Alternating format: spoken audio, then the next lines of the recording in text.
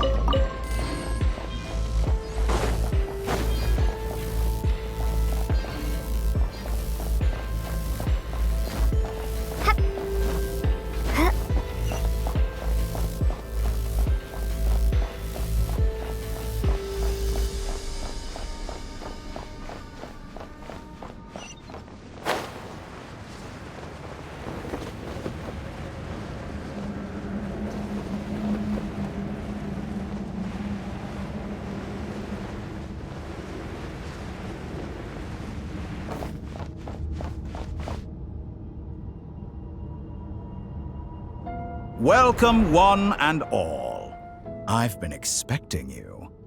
I hope my humble research facility is to your liking. Yeah, we really appreciated fighting our way in through a horde of monsters. The gall!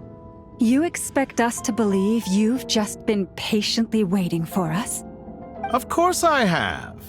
Should I be worried about something? Everything seems to be going quite smoothly so far, and you've shown up right on schedule. First Sandrone and Arlecchino, now you. Quite a surfeit of guests I've had today.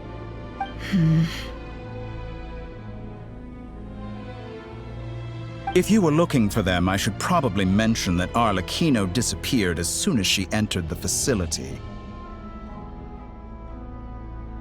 As for Sandrone, why, she stood right here only moments ago demanding answers from me at the top of her voice. Hardly out of character. She never was one for basic courtesy.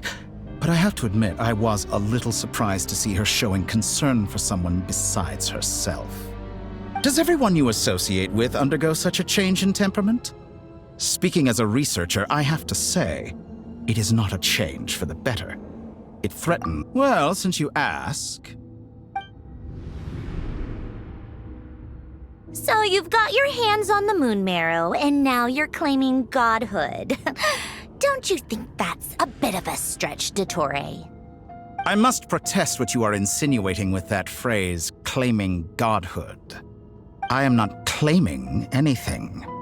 I am stating a fact. You're a researcher. I'm sure you appreciate the distinction between the two. Huh? Wait, you really think you're all that? You'll excuse me if I'm not being a polite little lady for you. We're colleagues. We both know what kind of person you are. By the same token, I knew you'd respond along those lines. You and I both understand that facts speak louder than words. To that end, I've had my people send you a small gift. It should go some way toward helping you understand my present position. What gift?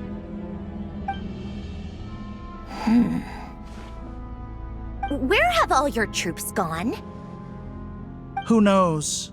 Perhaps they are already marching toward a new world, following in the footsteps of an unknown god. As vulgar and arrogant as you may be, dear Sandrone, I have no intention of taking out my displeasure on your subordinates. They will enjoy equal rights to my own. You sent your people to the Experimental Design Bureau? That's a Saritsa's property. Yes, and I am very mindful of Her Majesty's instructions.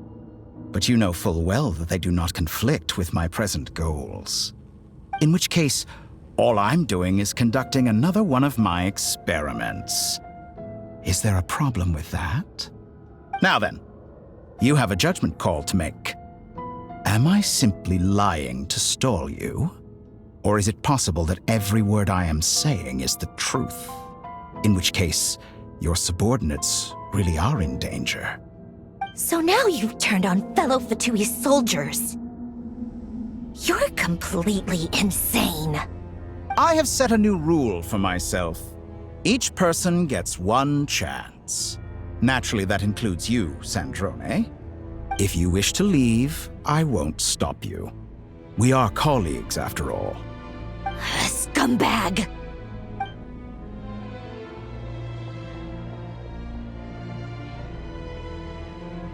Still, I hadn't counted on Sandrone sparing any thought for the people of this world. Shame. I always found her self-centeredness to be one of her few better qualities.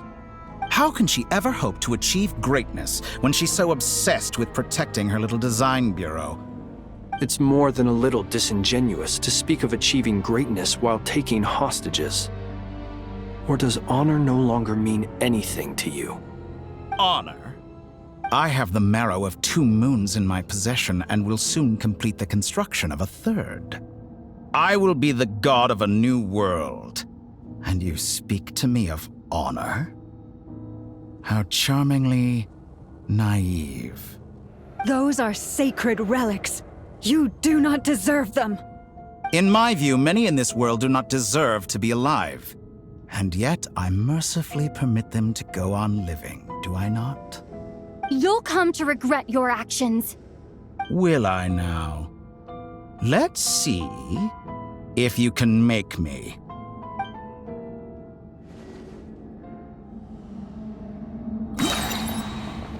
Wipe out! You won't feel a thing.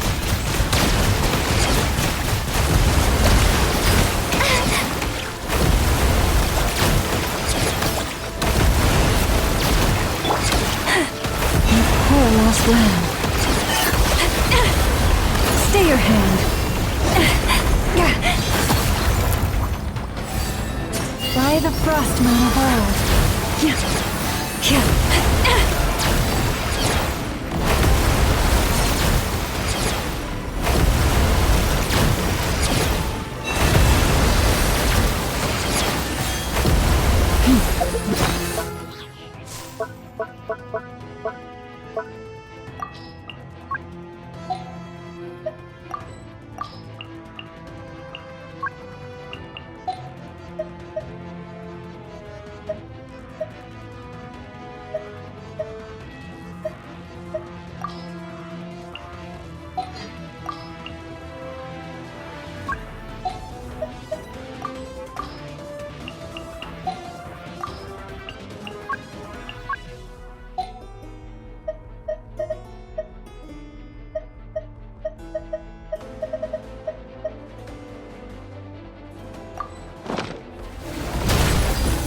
It all adds up. The Is that the deception best ends you here. can do? Arlecchino! Thanks for the assistance. Arlecchino. They see you as an ally. What a farce. You're here to destroy my research, not me. I'd say your research is more valuable than my life. Am I wrong? Beneath the moon!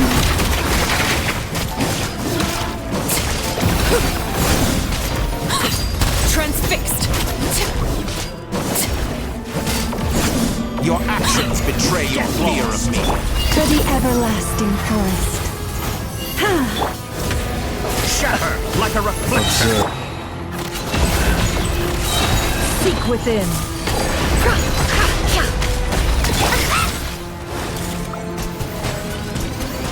Is that the best you can do?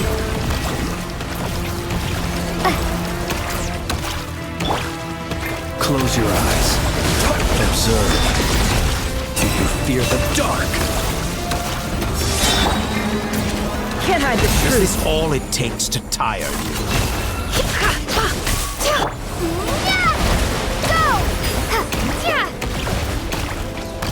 Your actions Close betray your your eyes. fear of loss. Be silent.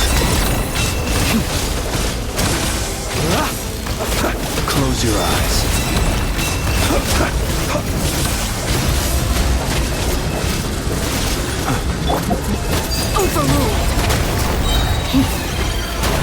Detour is too powerful with the artificial moon metal in his arsenal. Fighting him is futile. Quickly!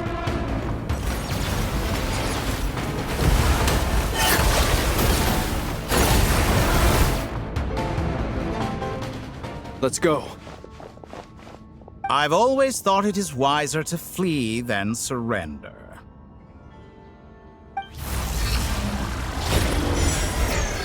Watch out! What the? Forget about me! You should... Where's the Traveler?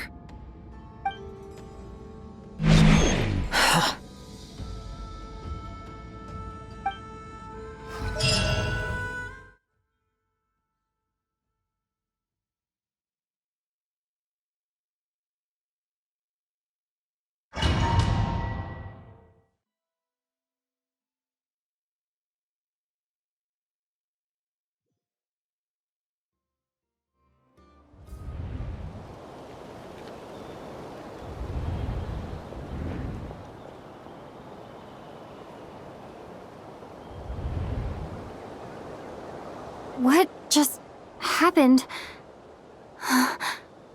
Nasha Town? How did I get here? Strange. I remember being trapped by Dottore during the battle, and now, all of a sudden, I'm here. Something weird is going on. I guess I'll start by exploring the area. Traveler? What brings you here at this hour? Huh? What are you in the mood for today? A hot dog? Or something else? We've got some special discounts at the moment. Want to see the menu? Sorry, I'm not hungry right now. Ah. Well, feel free to take a seat for now. Let me know if you change your mind. Everyone seems to be acting normal. Am I just overthinking? Oh, darling, look who it is. One of our regular customers. Get the traveler something to eat, would you, dear? Wait. Why is he talking like that? Well, I'd love to, but can't serve a customer unless they order something. Anyway, I take it your business is wrapped up? Yes, thankfully. It was a long trip, and it's left me feeling pretty exhausted. But the upshot is, I won't have to leave again for a good while. We can have some quality time to ourselves. Wait. These two are a couple? I see some kids around too. I didn't know they had a family. Hey there! I haven't seen you in ages! What's keeping you so busy? I've been looking forward to playing with you again. You forgot already? You're silly. Daddy brought you over to our house recently. We had some snacks together. What is she talking about? We've had a lot of customers over the last few days, so we've been real busy. And like my mom always says, some people are more than just customers. They're friends. Oh, another customer's arrived. I better go see what they want. This is all wrong. I never once heard the owner of this restaurant talk about their family. It certainly isn't a family-run business. And that child, I don't recognize her at all. Could this be a false memory? Very good. I knew you had it in you. Aren't you going to try the house special? When did he show up? No, none of this is real. You don't seem to like it here. That's fine. We can change venues.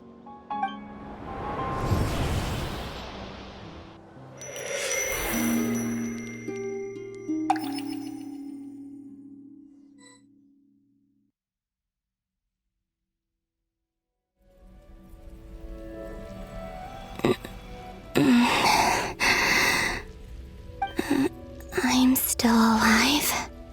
Where is this place? It took all my strength to open the moon gate, and then I leapt into it.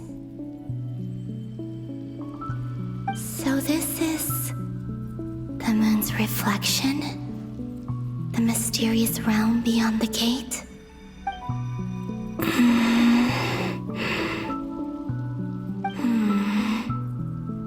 I can't sense anything.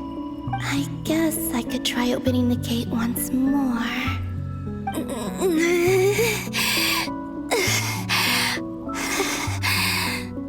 No response. Maybe this space can't be opened from inside.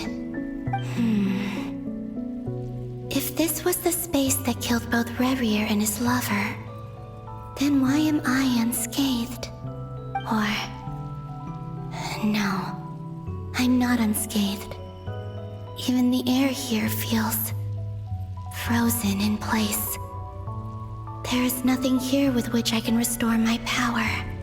I should conserve my strength and proceed with caution.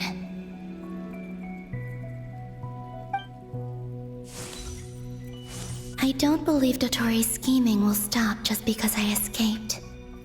If there is any chance that I can get back to the others, any chance at all, I must return.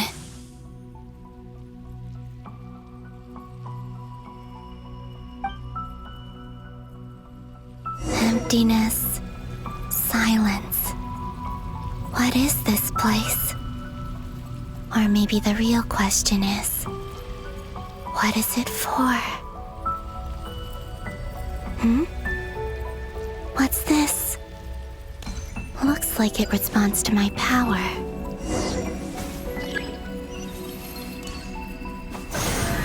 Golden. Like Kuvaki. Is it some sort of guide? And why does it feel so familiar? I might as well follow it.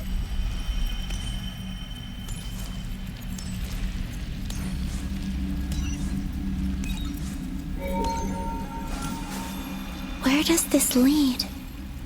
Could it be the exit?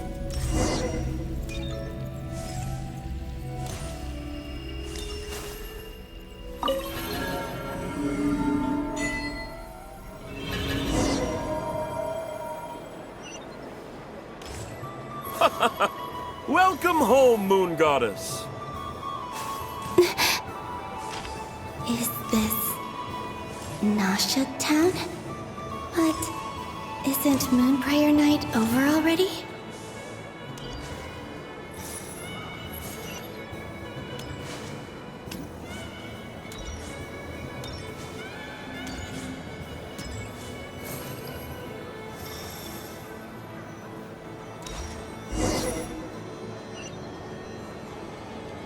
Goodbye for now, Columbina.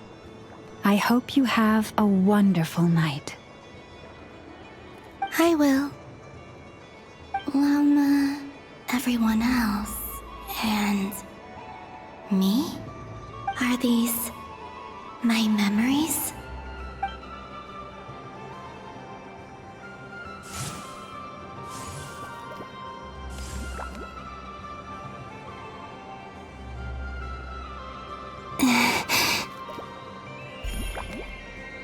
can't touch them.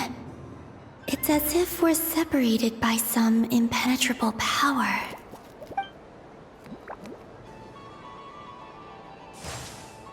Over here! Over here!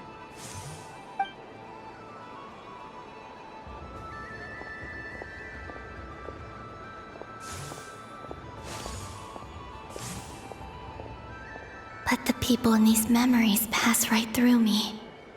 Just like when I disappeared. If only I had known what would come to pass after that. Even so, I should still take a look around. Just being back here. It gives me the strength to keep going.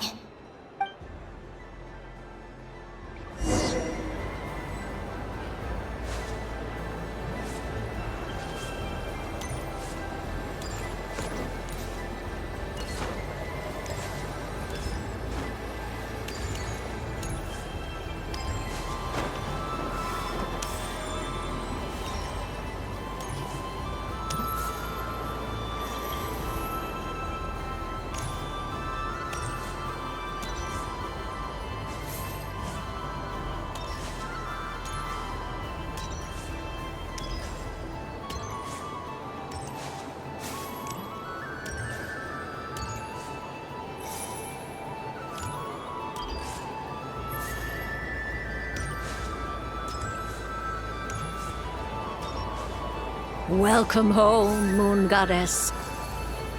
Oh, you're the genuine article. Alice was right. This Moon Prayer Night was worth watching after all. Oh, yes. That was the fortune-telling stall run by Barbeloth from the Hexen Circle.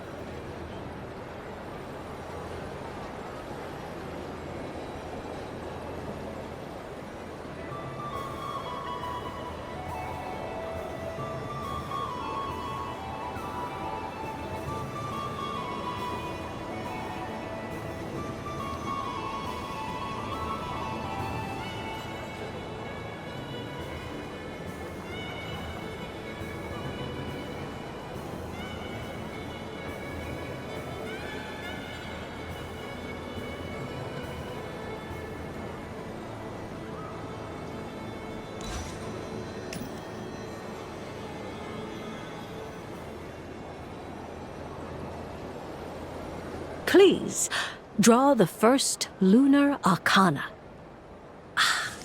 This represents destiny and is the foundation for the divination as a whole.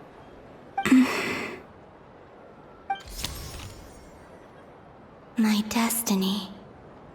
I believe the card I drew was the moon.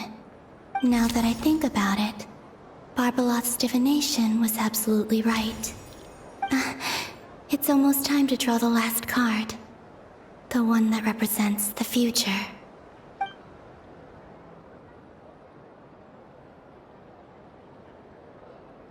That was the card that popped out on its own. From here, I think.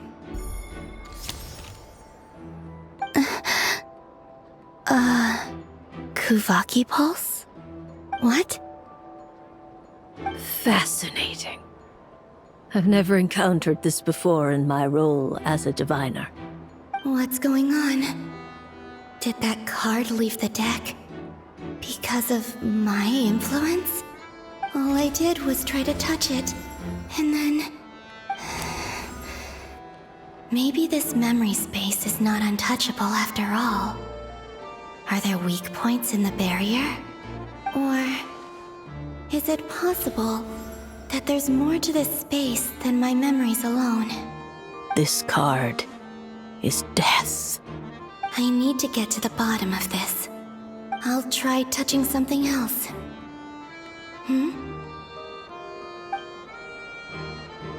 Is this the wind? No, it's gravity. It's pulling me outwards. No, Traveler!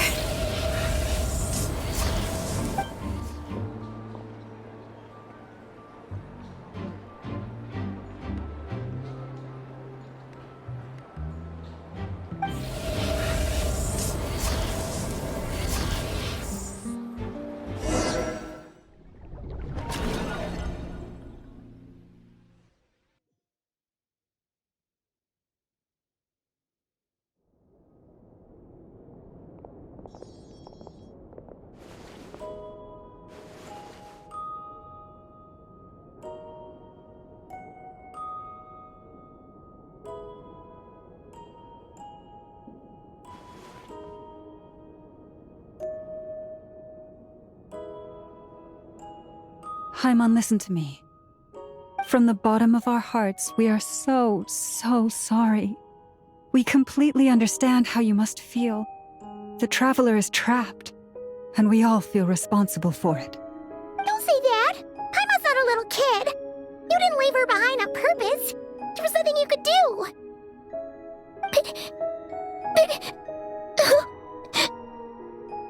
She's all alone in there! What if something happens to her? What are we gonna do then?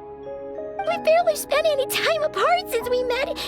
Is she gonna die? We must find a way to rescue her. We were all involved in the operation where she was captured, and we do not abandon our comrades. That being said, it won't be easy.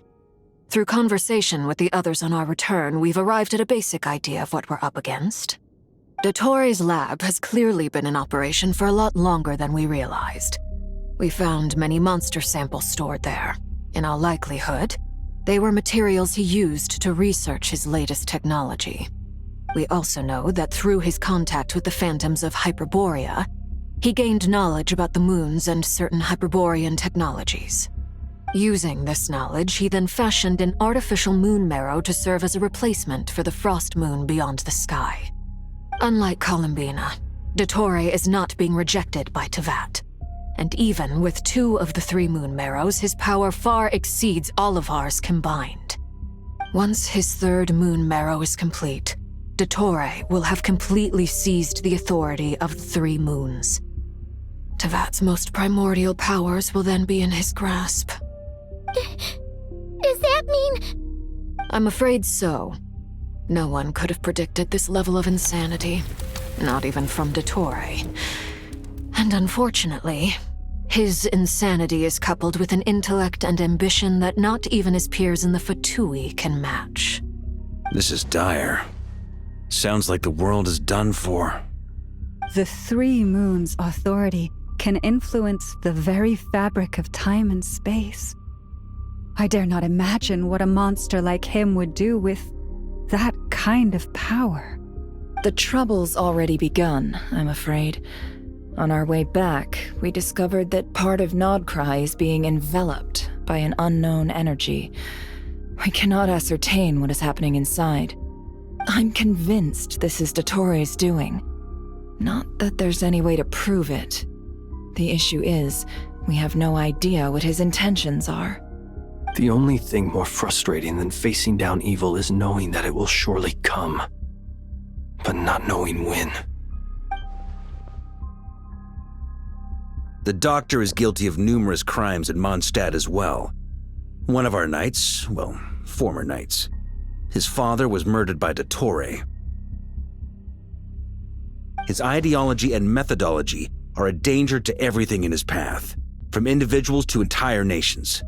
He does not feel guilt, even when he acts against his own people. He doesn't see them as his own people, that's why. People like him see everyone else as beneath them. Right. He views other people only in terms of how they can benefit him. That's the basis of all his social connections.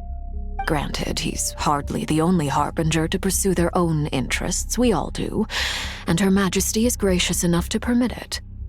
Still, her mercy has its limits. Dottore actions have gone beyond even what the Fatui could have imagined.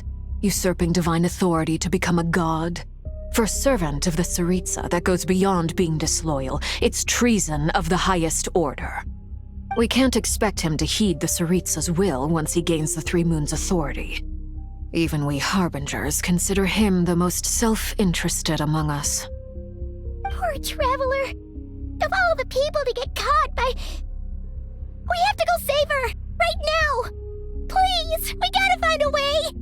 Paimon, I promise you, we are with you all the way. I get how you feel. I do.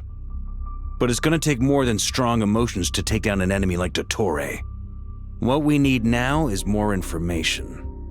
Right. We can't even guarantee he's still at his research center. Before we can think about mounting a rescue operation, we need to confirm the Traveler's location. I'll find a way. Paimon knows, but... She's so scared. If anything happens to the Traveler... She might be the strongest person Paimon knows, but she's still human. She feels pain and bleeds just like anyone else.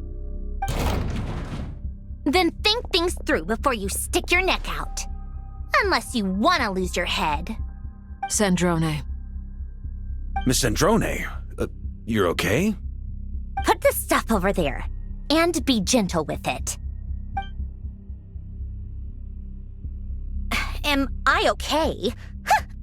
As you can see, I've had to move my whole livelihood out of the Experimental Design Bureau. It's been swallowed up by Dottore's energy field.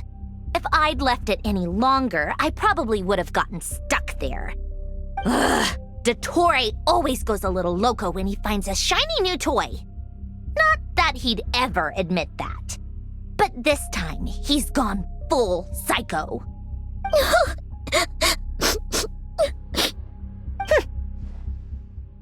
Just go ahead and cry already. Sorry. Paimon's not trying to make it seem. It's just... She can't. Oh, Paimon. Let it all out. There's no shame in it. When you're overwhelmed by fear and despair, crying can help get it out of your system. You'll feel better for it. Okay then, while the baby of the group is having a moment, how about the grown-ups get to work? Give me your hand. You've made a discovery? Polonia, scan.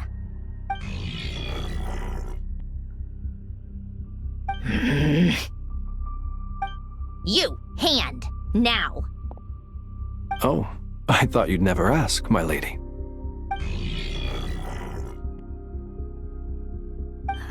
Curses! You're next, then you.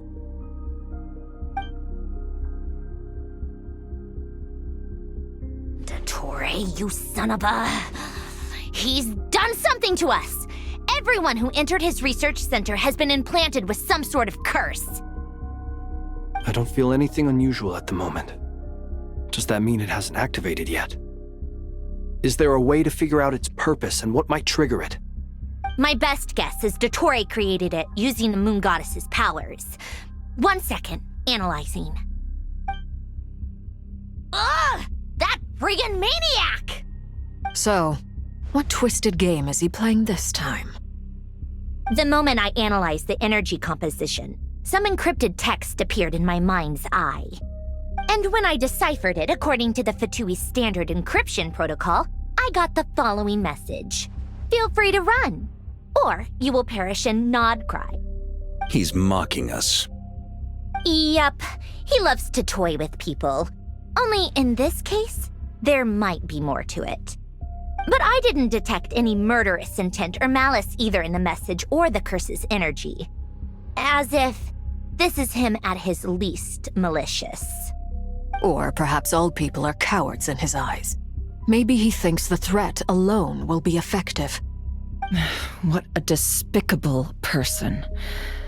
And he has the Traveler in his grasp. if I may. As unhinged as Dottore may be, he has always exercised great patience with the objects of his interest. I remember a comment he made when we first arrived in Krai. He said, "This world is, on the whole, an exceedingly dull place. But at least there are a few intriguing features, such as the gods or the traveler. Presumably, they interest him because they're unknown quantities. He wants to understand as much as he can about them." Agreed. The Traveler is Tevat's fourth descender. All Harbingers are aware of this. Since Dottore took such pains to capture the Traveler, he is unlikely to kill her right away. Okay, but we still have to do that rescue operation. Of course. I also think we need to read between the lines with Dottore's message. If he's encouraging us to run, that means we mustn't leave Krai under any circumstances. My guess is, his curse will only trigger if we leave.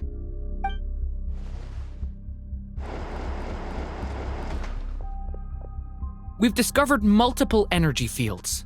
Albedo is still attempting to analyze their structure. He told me to report back first. Each field is slowly growing, swallowing up more of the surrounding area in the process.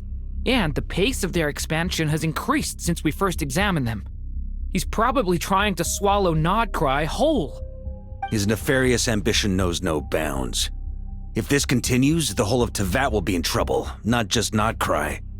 The loss of Columbina could not have come at a worse time. Do we think she's truly gone for good? She entered the space beyond the Moon Gate, knowing what became of Rerir and Thelindis.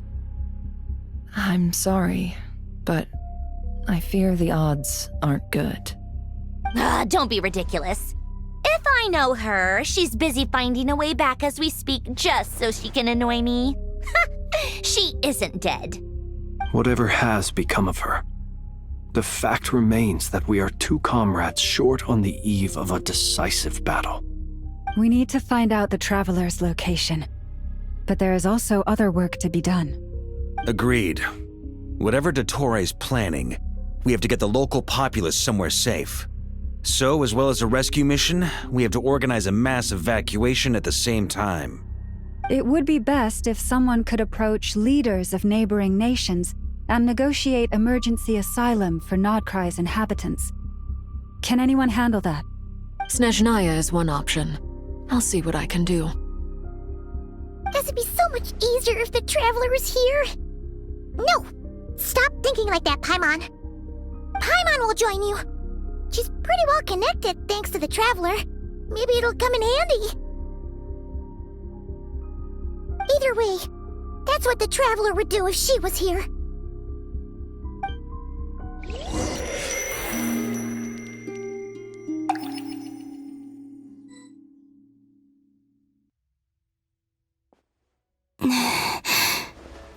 Back here again. That gravitational force that pulled me back. Is this where it came from? When I saw that memory of Moon Prayer Night, I think I influenced reality. Was it just a coincidence? Or if only I could have sent the others some kind of warning on Moon Prayer Night. Maybe we could have stopped Dottore. I feel so heavy. Does entering that space consume a lot of energy? Well, even so, I have to keep moving forward. Back to emptiness and silence again. I should try and find my way back inside that memory.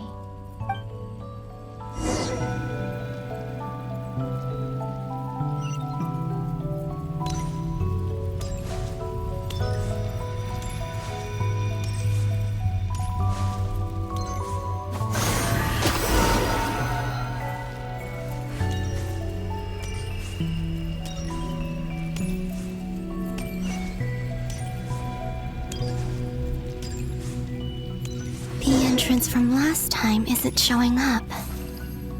What am I missing?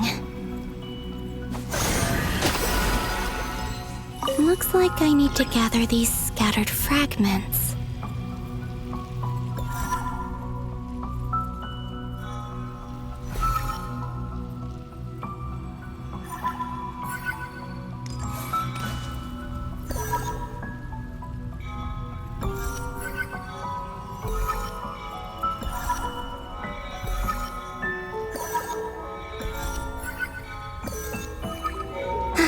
It worked!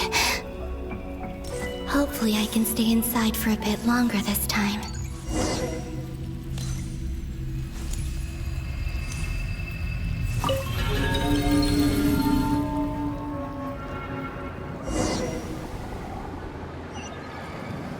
Ad Astra Abyssosk. Welcome to the Adventurers Guild. What? This doesn't look like Moon Prayer Night. Extra, extra! Latest issue of the Nasha Express! I don't think I've ever been here. Maybe this space isn't comprised of my memories after all. There aren't any festive decorations around. Is this Nasha Town after Moon Prayer Night ended? Did Dottore plan not affect the town? Or is no one aware of what happened because he used the Three Moons' authority?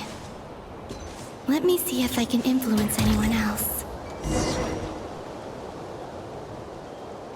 So, what do we do next? Wait, that voice. Paimon? The most important thing right now is to find that mage. Lauma the Traveler and Mr. Varga are here too. I'd better go pay the Fatui a visit. Traveler!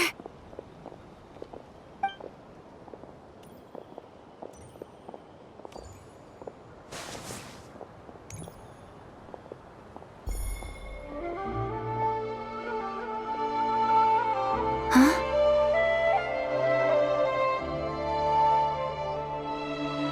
Columbina? I made contact. It's me, Columbina. Huh?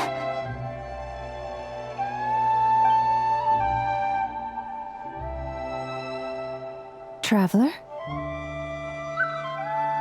Let's go! This is no time to be spacing out! Huh? Huh? Wait a moment. This has happened before. Huh? This is what happened when I disappeared. I stood right over there, thinking that no one would ever find me again. It was only when she called my name that I decided to follow them. But did she turn around because she sensed my touch just now? Is it really possible that from in here, I can change the past? If I keep following them, maybe... Huh? It's that gravity again.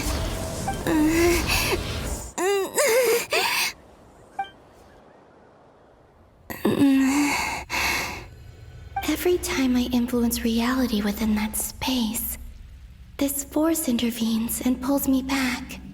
It's as if it's trying to stop me from leaving.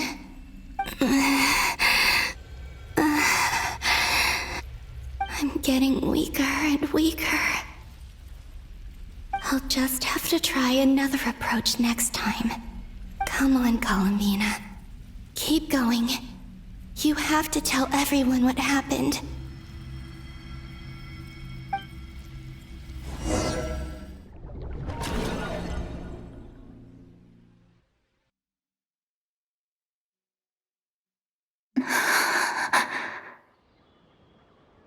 Suddenly, I've been plunged into darkness, alone. It feels strange, as if something has grabbed hold of me.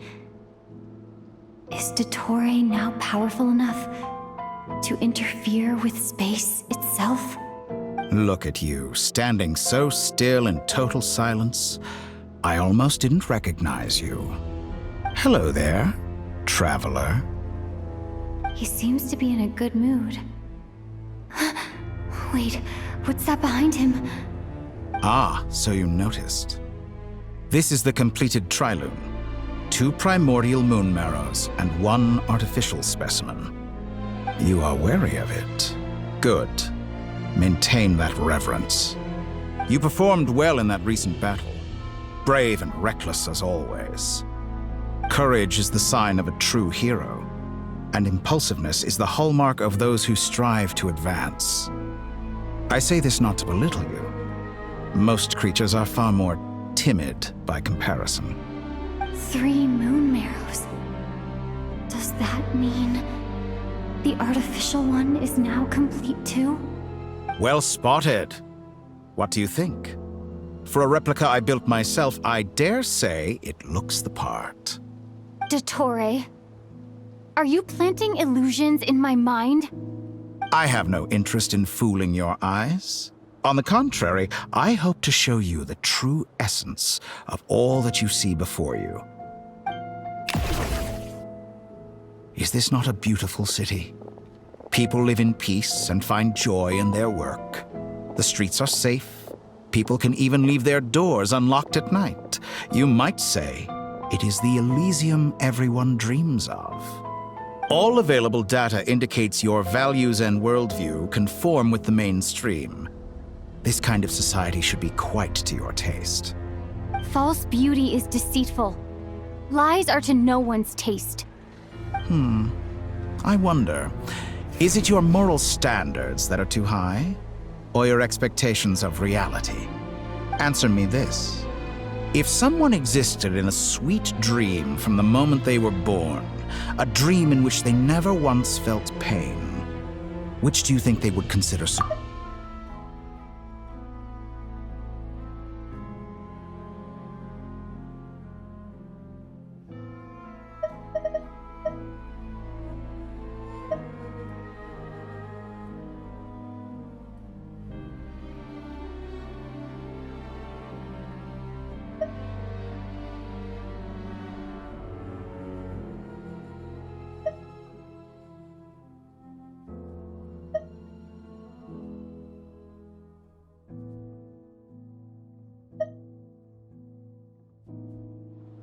That's pure sophistry. It has nothing to do with your actions. As I suspected. You have yet to understand all of this for what it really is. What do you want from me? You sound impatient. Do you think the only reason I'm keeping you is because I want something from you? If it's not, then why haven't you killed me yet? No one can stop you if you're as powerful as a god. I'm delighted you recognize that fact. I believe we last squared off in Sumeru.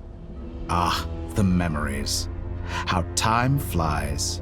You and I have both grown. I'm not surprised that Arlecchino and Sandrone worked with you. You've always a way of slowly but surely ingratiating yourself with all levels of society. People laud you as a hero, but I suspect there's more to it than that. Oh, but to be clear, I don't say that to flatter you. Do you always give your opponent an appraisal before you deal the final blow? Call it a long-time habit. I'm a researcher, and one of my duties is to give an objective assessment of my subjects.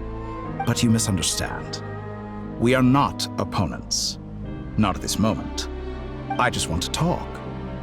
Think back to Tartaglia, Arlecchino, Capitano, Columbina, and now even Sandrone.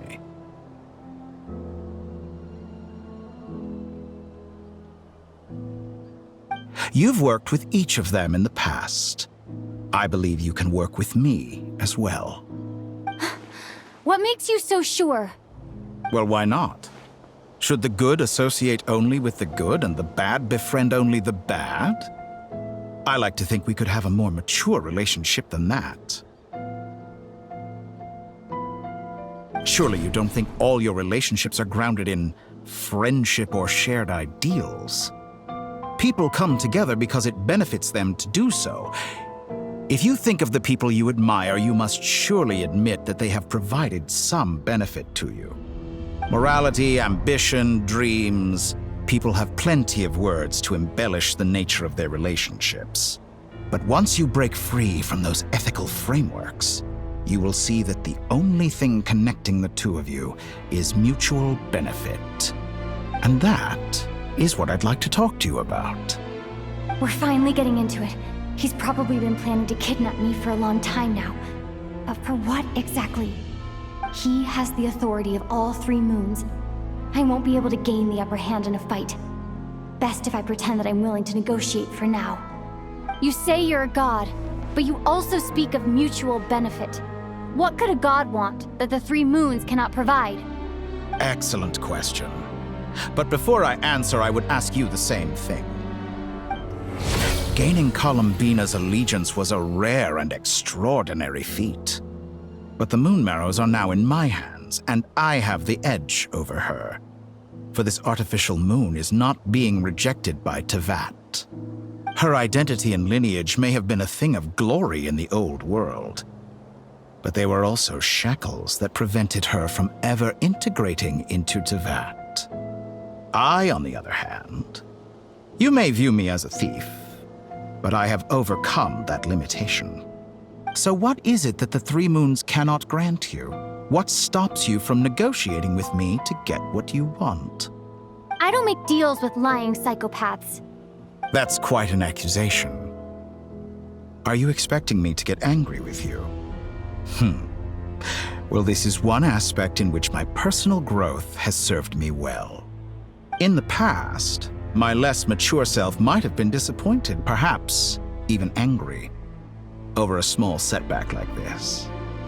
Like when you and Lesser Lord Kusanali joined forces to oppose me, for example. But things are different now.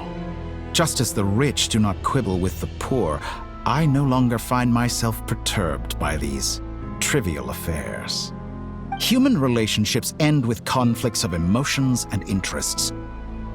But relations between humans and gods are different.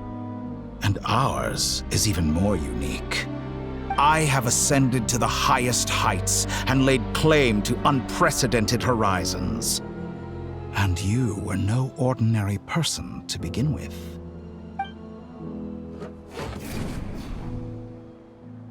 Allow me to show you the world, Descender.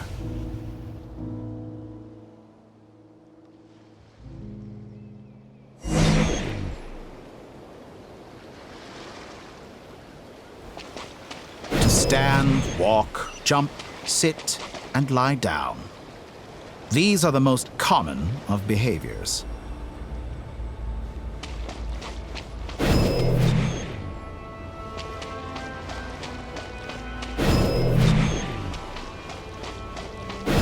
Have you ever wondered why we were born following such laws? Who stipulated that we could not fly instead of walk?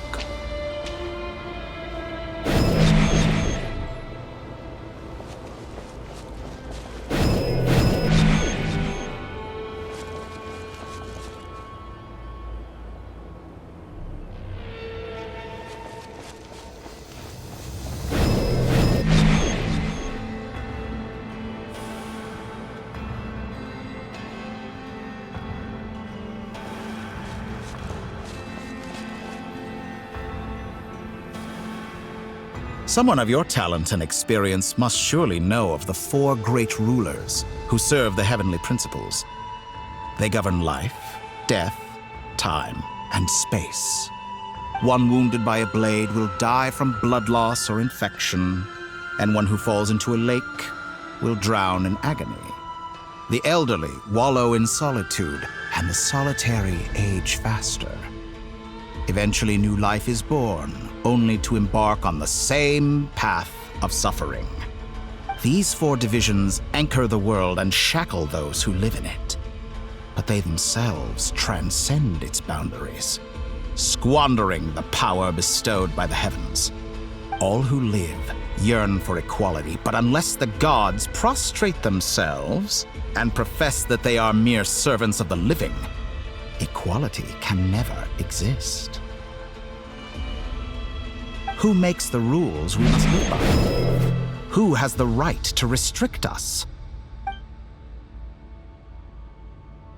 The limits of the body can be rejected.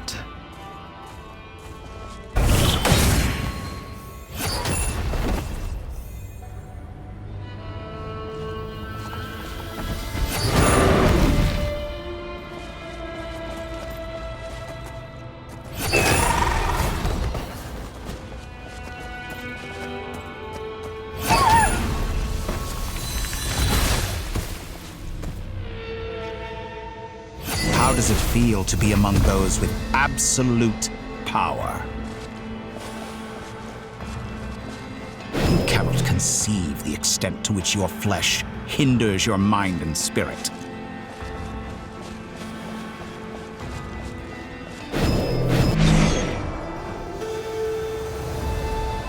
Only by discarding our useless, primitive eyes can we perceive a new world. How narrow-minded we all were in the past. Why should the final answer of the world not be the power that predates those of life, death, time, and space? The power of the Trilune. Through it, I have glimpsed new experimental possibilities.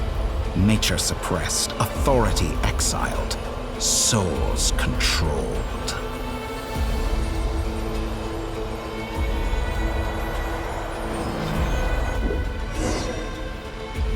You know, I heard recently that a group of critics reviewed countless stories and drew an interesting conclusion.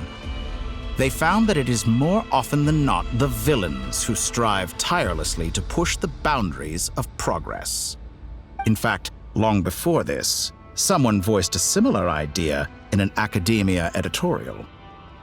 I felt a great affinity with this perspective. I have never been afraid to step up and play the role of the villain.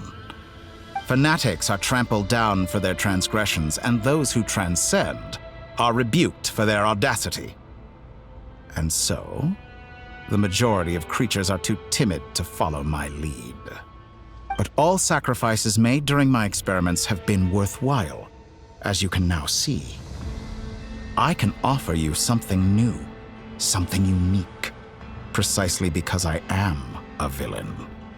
Think about it. We are eternally bound through mutual interest. Can you truly say you would never turn to malice if it could give you the life you dream of? After all, what value do perfection and purity really have? They are fragile and feeble things, utterly tedious. I say, better to be governed by a flawed humanity than a gnosis. The true seeker of knowledge is the villain who undergoes countless tribulations in pursuit of their goal. I'm sure many people have told you that you're different. Because I'm a descender? Exactly. Very clever. But what has that got to do with you? I do not conceal my wicked deeds, my selfish desires, or my greed. A true researcher must act as I do if they are to understand and speak of the truth. And yet, a knowledge seeker like myself will inevitably grow tired of studying Tevat beyond a point. You have traveled to all corners of the world and met many people. Along the way, there have been moments when you were misunderstood or even became a wanted criminal. And all the while, you have spent your days doing some of the most mundane jobs in the world. You fight and toil, claim minuscule rewards from my friend Pantalone, then you fight some more, winning some battles and losing others as your search goes on. And this cycle continues, with no end in sight. Surely you must sometimes grow weary of being stuck in this same loop day after day. We're completely different. I embrace everything that life throws at me. I am engaged in every step of my journey. How does that make us different? I too embrace what life brings, researching everything that interests me. Think of all the novel things I've managed to create, like the artificial moon marrow. Don't you see? As unique a specimen as she was, even Columbina is not irreplaceable. Take that back! She's gone because of your actions! I didn't say that to anger you. Though admittedly, I don't see what there is to be angry about. Anything Columbina could do for you, I can do better. I know what your ultimate goal is. You wish to walk the path your brother walked and seek answers from him at the end of that journey, don't you? Someone like you could never understand what it feels like to care about another person the way I care about him. Perhaps not. But that doesn't mean I can't help. I can find your brother right now, bring him before you, and make him give you the answers you seek. Don't be so presumptuous. You'll never begin to understand the situation between us. Oh, no. This is no presumption. I'm only offering what I know is possible with the power of the Trilune. But it seems like you would sooner continue with your journey through this world. Why? Do you truly desire this journey? Or is it simply a necessary process from which you cannot escape? Think of all the time and energy you have spent, everything you've had to endure just to make it this far. Is this really what you want? Or has your hand been forced by the promise of that final answer? Yes, you have made many friends. But do they ever spare a thought for the void in your heart and what it yearns for? What you want is not friends. It is family. But do they know this? I, on the other hand, am far more considerate. Join my experiment, and in return, I will bring your meaningless journey and all its struggles to an end. This is a malicious attempt to manipulate me. But at the same time, he's stating some very human truths.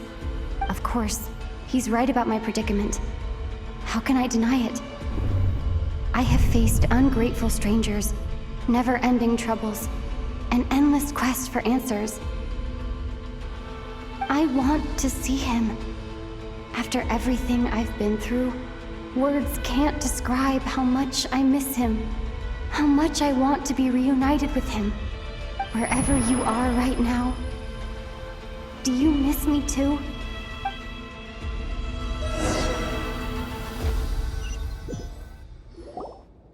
All right, everyone. Our next mission is clear. We need to contact all the major organizations, explain the situation to the public, and then begin the evacuation. The residents of Krai are quite dispersed. The two most populated areas are the Southern Isles and Pyramida. Miss Lauma, I will leave Hisi Island and Nasha Town in your hands. I will liaise with the Fatui and Pyramida.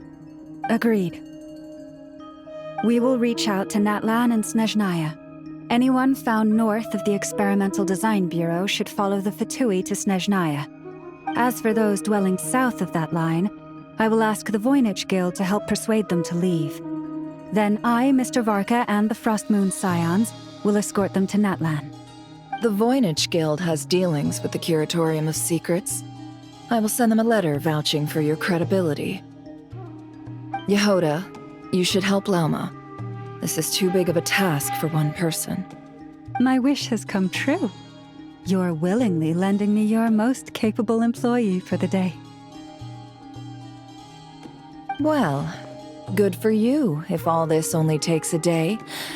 Of course, if it takes any longer, I'll be charging a fee. Boss, wait! Don't I get a say in this? Oh, I'm sorry. Something to add, Yehoda? Well, no one's more important to me than you, boss. And remember how Lauma healed your eyes after that big battle? I think that's worth at least 2 or 3 days' work for the Frostmoon Scions. Are you completely incapable of acting in your own self-interest? Or do you simply devalue your own labor? Are you sure you don't want to come with us? Who will see to our other work if we're all busy evacuating residents? Sandrone insists that Columbina is still alive. And we have a traveler to rescue. There's much to be done. But boss, I'm just worried that... Well, Nefer, I'll link up with you once my tasks are complete. What makes you think I'd need you to do that? I'll need it. And considering the way you approach certain matters, I think you'll be better off with me present. That's quite enough. Just focus on your work first. I bet we're in for an uphill battle here. But we can help out too. Inefa and I are gonna help Nasha Town's residents carry their stuff. Loading schedule. Store essential local research data and technology samples, then escort the people to Natlan. Understood. I will execute this to the best of my abilities. Great stuff. Thank you, ladies. I've contacted the Lightkeepers. A colleague of mine will join us shortly. I will persuade them to conduct a thorough search of the region to ensure that no civilians get left behind. As for me, I guess I'll be making an early return to Sumeru. I think it's important that someone informs the Dendro Archon of what's going on in Krai. Roger that. Someone should inform Mondstadt, too. Mr. Duran, can I trust you to handle that? I think you fly faster than any of us can run. As an added incentive, get there fast enough and I'll see about getting your gliding exam waived. Really? Ha! Mission accepted, sir. I intend to stay behind and help Miss Sandrone with her research. She has some alchemy-related questions that she'd like me to explore.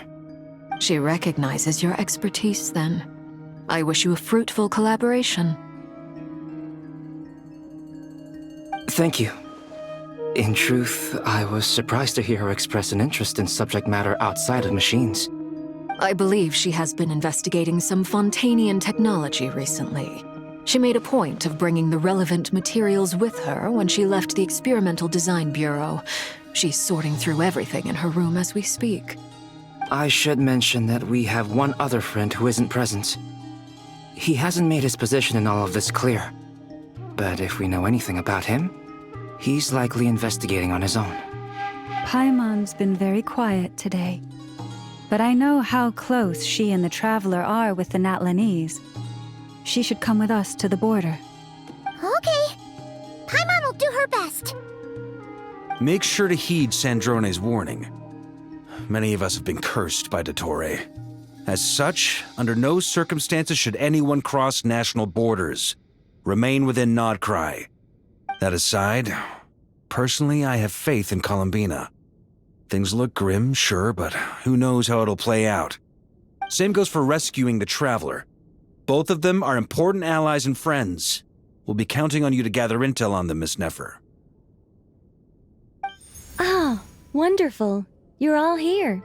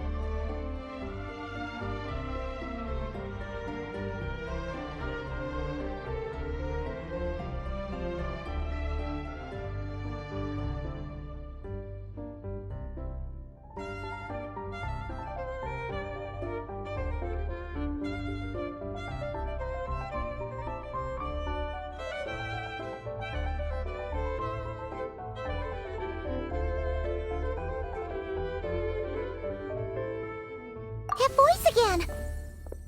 Nicole? Whoa, that was loud! And it came out of nowhere. So mysterious. Sorry, this is the only way I can speak to you all right now. Please accept my apology.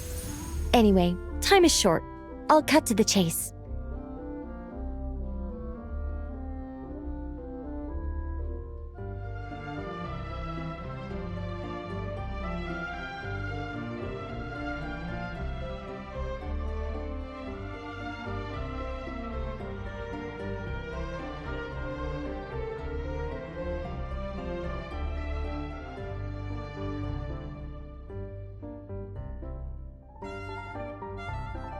We're still facing quite a catastrophe here at the world's borders.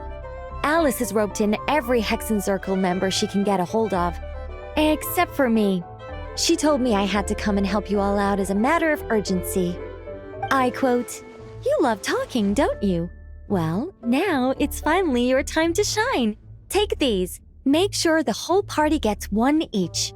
You'll be in charge of making sure everyone stays connected." Huh? Is this a Dodo communication device? Scanning. Unknown device. Analyzing. Unknown device. Conclusion. Cute. Affirmative. It is cute and good. I believe that I quite like it. This is no ordinary Dodo communication device. It's my very own special modified version, specifically... sorry. I almost went off on another tangent there. Anyway, help yourselves.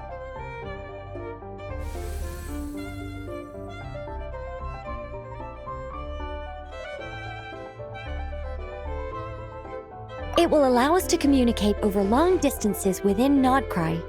No more worrying about shuttling messages back and forth. What astounding technology. Am I right in assuming that it relies on your personal abilities to function, Miss Nicole? Yes, exactly. Right on cue, Albedo. I'd love to brag to you all about how it all works. But no, next time. Anyway, I'll be right with you all, serving as a communication hub. That's all from me. Head off as soon as you're ready.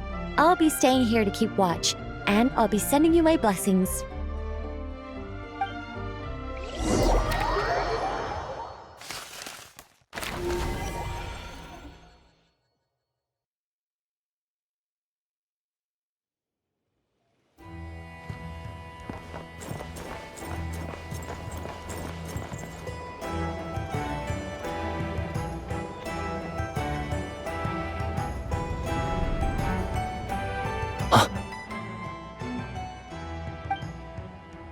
Sir Flint. Perfect timing. I just arrived myself. You are most considerate, Master Ilua. But in fact, I know you have been sitting here for quite some time. If you saw me, why didn't you say something? I was curious to see how long you could sit still for. Also, shouldn't you have managed to sense me approaching? That would be a first. You always seem to appear out of thin air without making a peep. Also, how many times do I have to tell you not to address me as master? I don't qualify. I beg to differ. Why should a young man so well versed in social graces as yourself not be worthy of that title? Please, Lord Flint's... Sir Flint's. I'm begging you, don't flatter me into complacency like you do with everyone else. You understand me better than most. My newest acquaintances tell me I love complimenting others. What do you think? I think they don't understand why you do it. You just love puffing people up till they're a big, happy ball of hot air that floats away into the sky. In all sincerity, I can only hope that they bring good tidings when they come back down to Earth. Is the situation that bad? We just held a strategy meeting. Let me fill you in.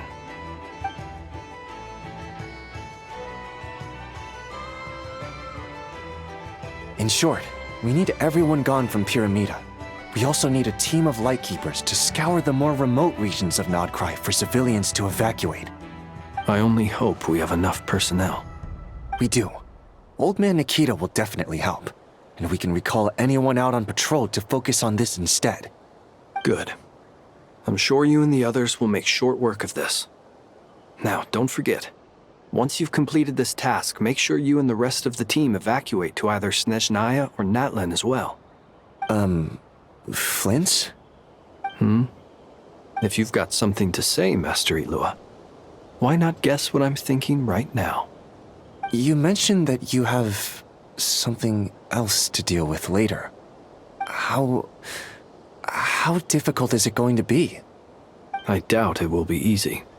I know you're a Lightkeeper, and it's your duty to protect others in times of crisis. But I have a feeling that you'll be walking into grave danger. However bad things have gotten in the past, Krai has never faced a mass evacuation before. But from the sounds of it, you don't intend to come with us.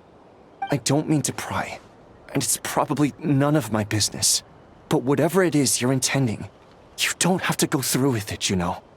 I've been afflicted with some sort of curse, and I'm told it may well trigger if I set foot outside of Krai. As such, I cannot leave. I have to act, if for no other reason than to fight this curse. What? No. Why? Why would anyone want to curse you? There are plenty of people out there willing to trample over others in pursuit of their own goals. Frankly, Sir Flint, I am furious. You're making light of what is an incredibly serious situation. Indeed I am. And? And what? I told you, I'm furious about this. Nothing I can do about it, I'm afraid. Things happen, and we just have to deal with them. If you find yourself feeling angry, perhaps start by drinking a big glass of water. Hey, you mean you're completely unmoved by my anger? I'm devastated. Then allow me to express my sincerest regret. Come by the lighthouse sometime. We'll catch ourselves a few fish, have a little barbecue, play some cards, and bask in the sun. Maybe I need to spell this out. Lean in a little, Flint. Oh my, this doesn't bode well. Word is that you were caught up in a real horror show recently. People were amazed that you returned safe and sound. They've been debating whether you're even human. I've returned safe and sound from plenty of crises. When you say people, do you mean other people? Or do you just mean you? Fine. I'll be frank. You're not human, are you? Heavens. Now that's a horrifying thought. You know what? Forget it. We'll revisit this once it's all over. A sound plan. Albeit a little ominous sounding. Just promise me you'll come back in one piece, all right? For you, Master Ilua. How could I refuse? Also, please pass my regards on to our colleagues. Tell them, thank you all for your assistance. Please put safety first as you proceed with the operation.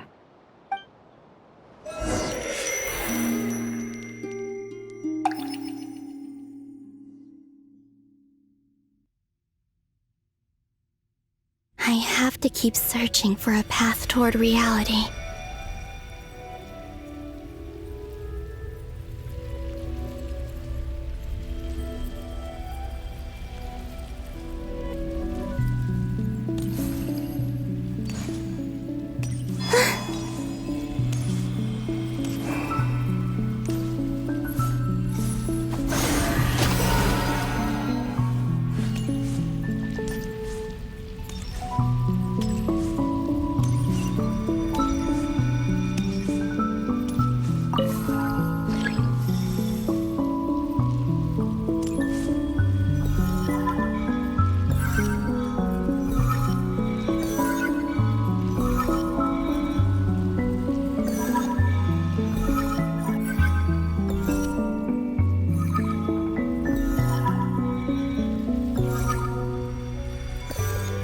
This should do it.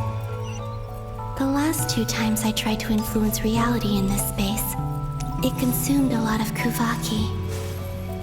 I'll try and be more careful this time. I need to leave key clues behind using less power. I hope everyone still remembers what I said on Moon Prayer Night.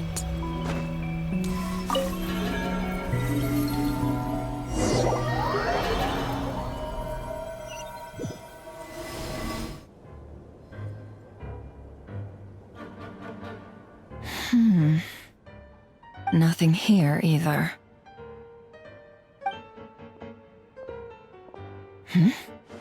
Flints? Ah, Miss Nefer. What are you doing here?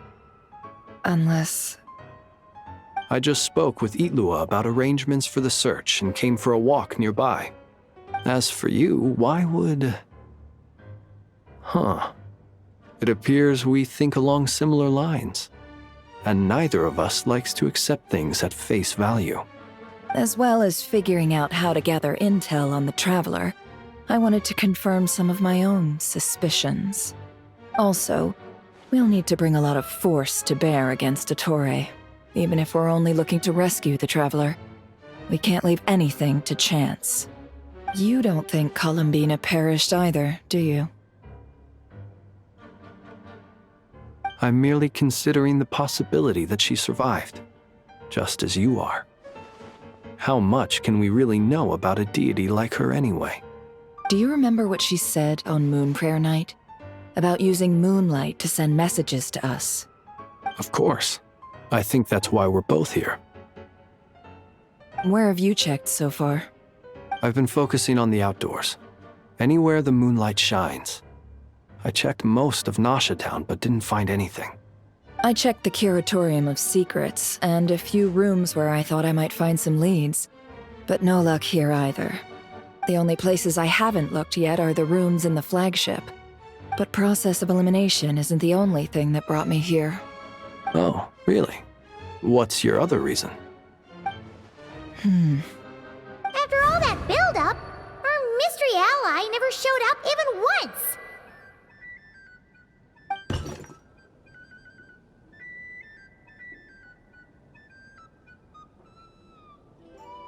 Huh? Am I imagining things?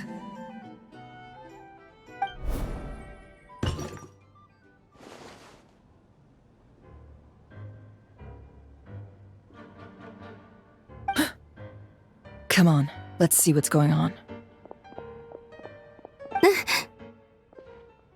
Oh no. I knocked over a vase as soon as I came in. It must have been caused by a Kuvaki fluctuation when I entered the space. Although, it seems like I'm not about to be pulled away this time. It looks like as long as I'm careful with my actions, it doesn't count as influencing reality. Anyway, is this the flagship? The Traveler mentioned that's where she was staying.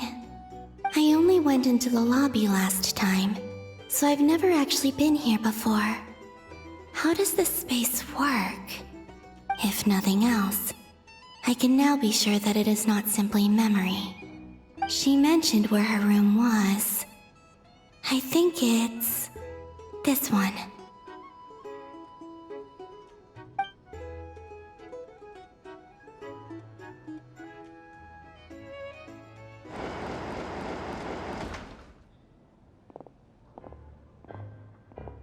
The door is closed. But if this is anything like when I disappeared, then maybe...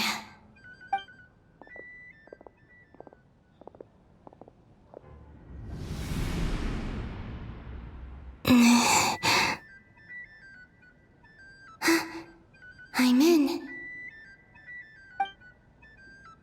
She and Paimon aren't here at the moment. I hope she's okay. I wonder what happened to her after that battle with Dottore. Best not to dwell on that for now. I need to try and leave them some clues.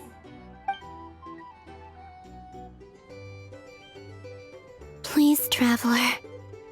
I really hope you find this.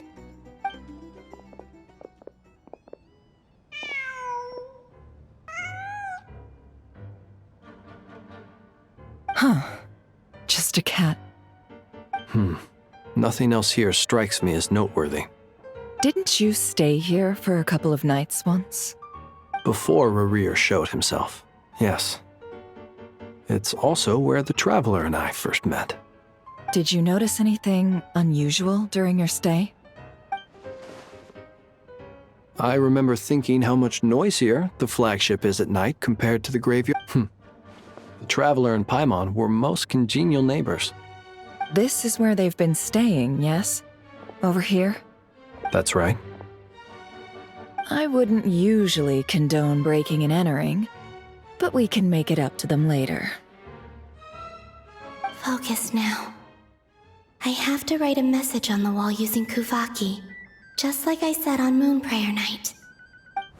Simply open your windows on nights when the moon shines bright, and the moonlight will naturally flow towards the words I have written.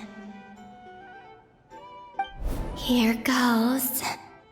I'll need to carefully control my strength.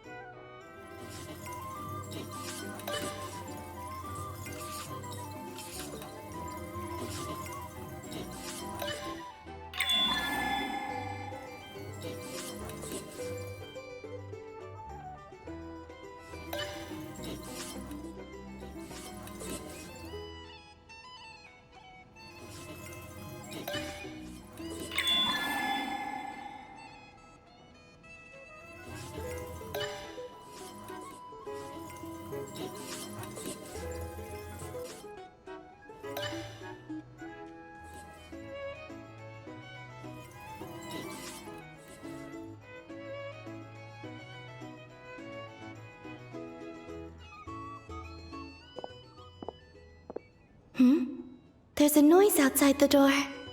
Is she back?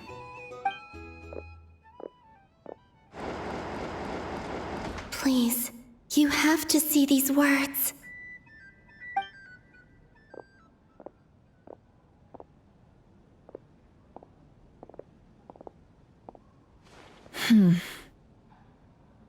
Well, do you sense anything? Unfortunately, no. And this place was our last chance. Not necessarily. We've only looked in Nasha Town so far. Miss Columbina said she would leave messages at her friends' dwellings. It's still worth checking where Miss Lauma lives and where I live. Let's try and make some time to look into those then. Wait. What are you waiting for? Paimon might have overeaten slightly. What's that look for? This is a victory feast. It's normal to eat a little more than usual. The Traveler in Paimon. It's really you. But why are they talking about a victory feast? Huh. You worried Paimon sick while you were out there fighting Rare, so this is your chance to make it up to her, alright? Wait. So this is the night after the battle against Rare. How did I end up here? That's quite a long time ago now. Wait. Time. That's it. Every time I've entered reality within this space, it's been at an earlier point in time. Every one of those points has been before I fell into the moon's reflection. And everything I've done to affect reality really did happen in the past. Does this mean that within the moon's reflection, time flows backwards? Starting from the moment I fell in? Not long till Moon Prayer Night now. It's gonna be even livelier than tonight. Although, it's gonna be sad saying goodbye to the damselette. She seems like a really nice person. Paimon. No, I can't. Even if I make contact, they probably won't understand what's going on. And in any case, I'll likely get pulled away again if I do. Instead, I have to find a way to get them to notice what I've written using the moonlight. Wait, even I hadn't thought of doing that before Moon Prayer Night. They'd never conceive of that possibility. Is there truly no other way? Don't lose heart. We'll find a way somehow. Huh? Oh, you say that, but the Frost Moon is beyond the fall sky. If we wanted to go visit her, how would we make it through to the other side? We might not have all the answers now, but I'm sure we'll find a way one day. Huh. Guess someone's gotta be the optimist. The present. The future. That's right. There are still things I can do. What's your plan? Flint's, when you were staying next door, did you ever open the window? No. The rooms here are dark and damp, and there's such a buildup of dust on the windows that the moonlight can't even get in. I didn't think it was worth the trouble. The moonlight? I think I see where you're going. One moment. I'll see if the owner is available. Don't bother. Time is of the essence.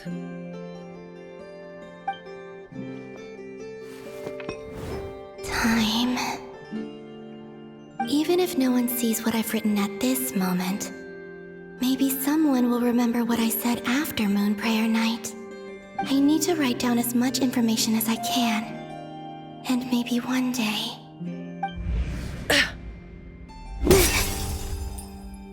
Huh?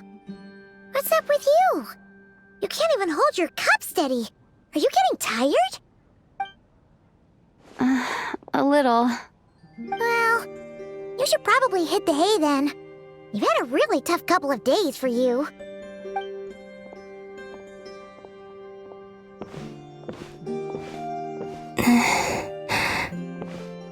You truly have. You helped defeat Rerir, helped me reclaim my name, and you helped the others organize Moon Prayer Night. Wherever you are right now, I'm sure you're still fighting against the injustices of fate. This is all I can leave for them. How I wish I could stay here. But it's time for me to go. I hope to see you again in the next time, and if the opportunity presents itself. I will surely return to your side. Huh. Columbina. She's alive. Not only that, but she's left us an entire wall's worth of clues. She even wrote down what would happen on Moon Prayer Night. It's just a shame we found it too late. I am here. Time in this place flows backwards. I am constantly moving forward. It sounds like she's found a way to influence the past using Kuvaki. But her future is our past. So, these words have been here ever since we defeated the Reikir of Solnari. We just never discovered them. Which came first, the chicken or the egg? Do you ever mull over questions like that? Only when I'm in a good mood, and at leisure. Well, I never do. Everything that has happened already belongs to the realm of fact. As a business person, and especially an intel broker, what I do is extrapolate from those facts to try and read the future. An admirable philosophy. It's a means of survival. Let's go. We have a wall's worth of clues to share with the others.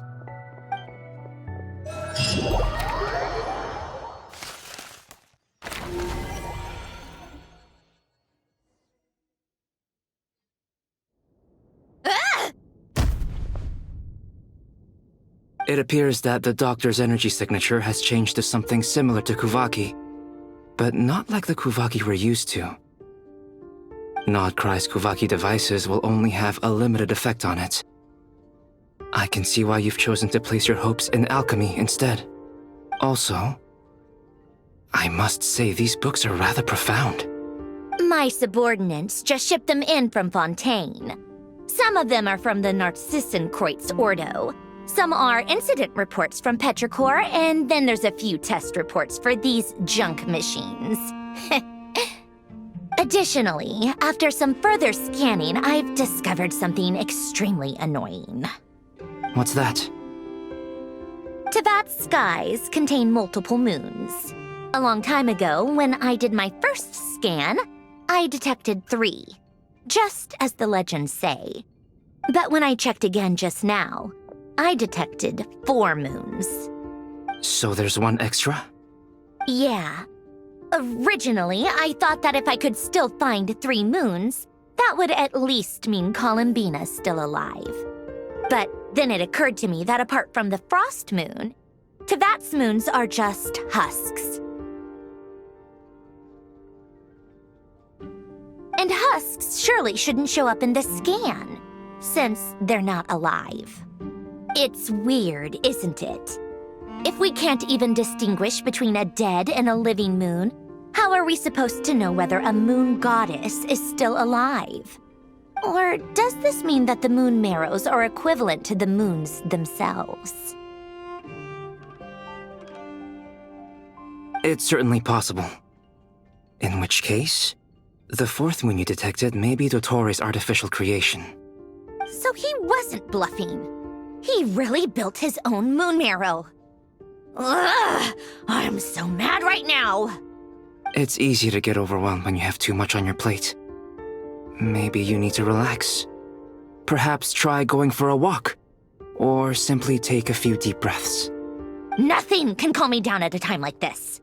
I need more time, and I need progress.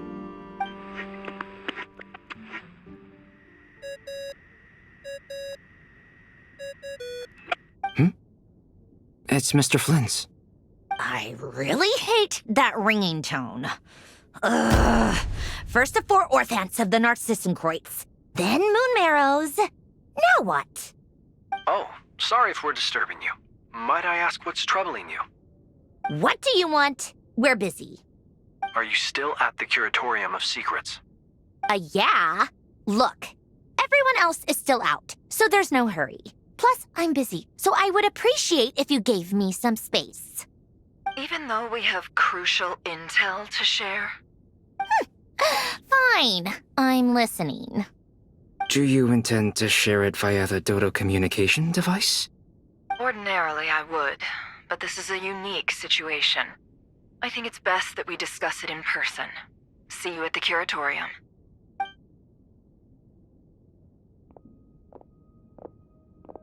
All right then.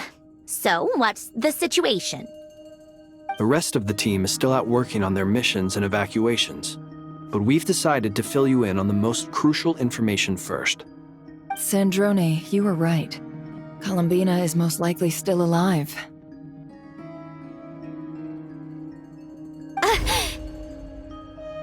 That's the best news we've received in a while, by a long way.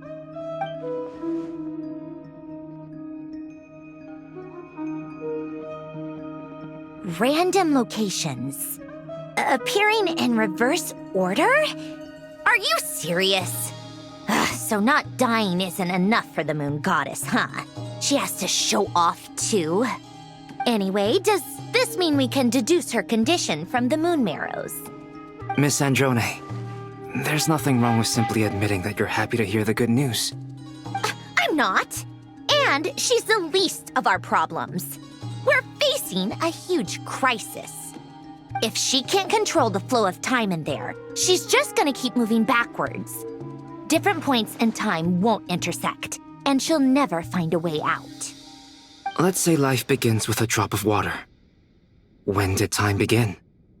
The moment this planet came into being? No, that's not right. Her final destination would be the moment at which the space she is in was created.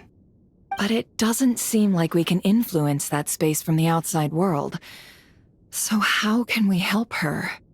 Also, if she's alive, Rerir and Thalindis might be too.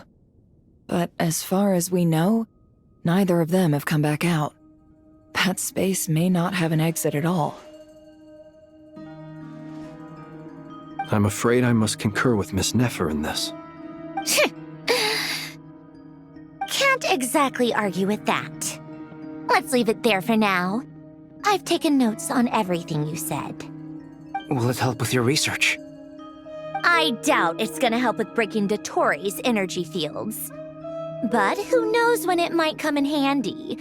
Better to have it all written down than try to remember everything when I need it.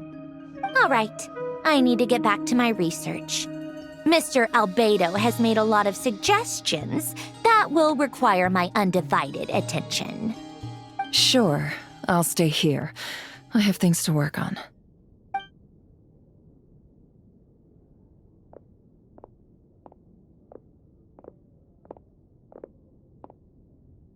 Paimon, are you there? Oh, right. She went with Varka to Natlan, didn't she? Good thing we've moved her and the Traveler's luggage in here. Speaking of the Traveler, where could they be? There's a note from Paimon. Paimon here. Not in at the moment, but if anyone needs to borrow her stuff or the Travelers, go ahead and help yourself. Paimon won't be mad. Also, Traveler, if you get back before Paimon, make sure to get some rest. Paimon misses you a lot, but put your health first, all right? How sweet. Well, since you offered, Paimon, don't mind if I do. This is the Traveler and Paimon's luggage. All the items they use day to day are here. It's well organized. I wonder which of them is responsible for that. What do we have here?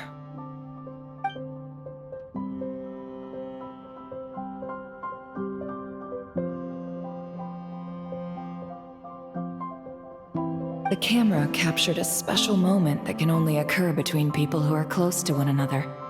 You can really sense how the photographer feels about their subject. I wonder why this picture was placed outside. Is it because Paimon recently looked at it?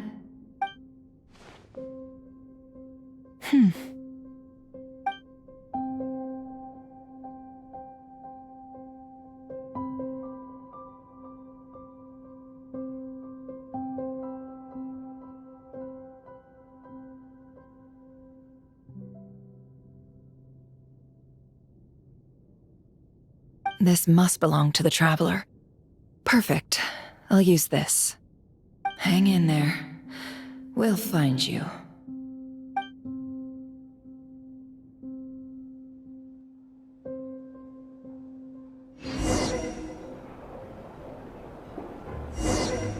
Polonia. Search keyword world formula and bring me all relevant books.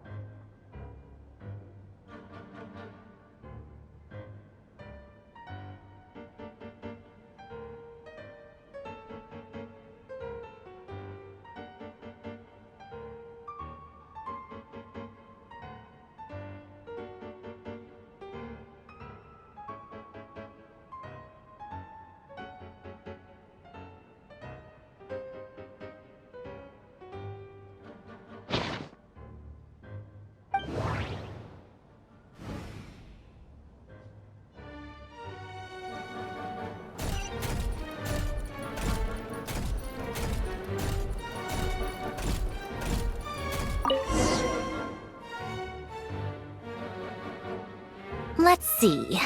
This one is on Tonki's sermon dictation concerning the apocalypse. I believe that the correct term for this is Fortuna. This was an ancient Romorian technology, a wisdom unparalleled. I never imagined that Romorian ideas would be so similar to the diagram I have named, the World Formula. This is strong evidence that human civilization should gradually shed possibilities as it continues to explore and evolve. The end of humankind may well be upon us right now. The sparks of civilization shall run out, unless we consider introducing variables from outside the system.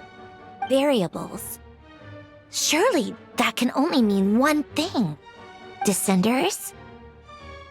Dottore likely captured the Traveler because of her descender status. But the Three Moons' authority comes from the world itself. Why would Dottore need anything beyond that? Where does this variable factor in? The world formula calculates the fate of an entire world. Introducing a variable would therefore give us...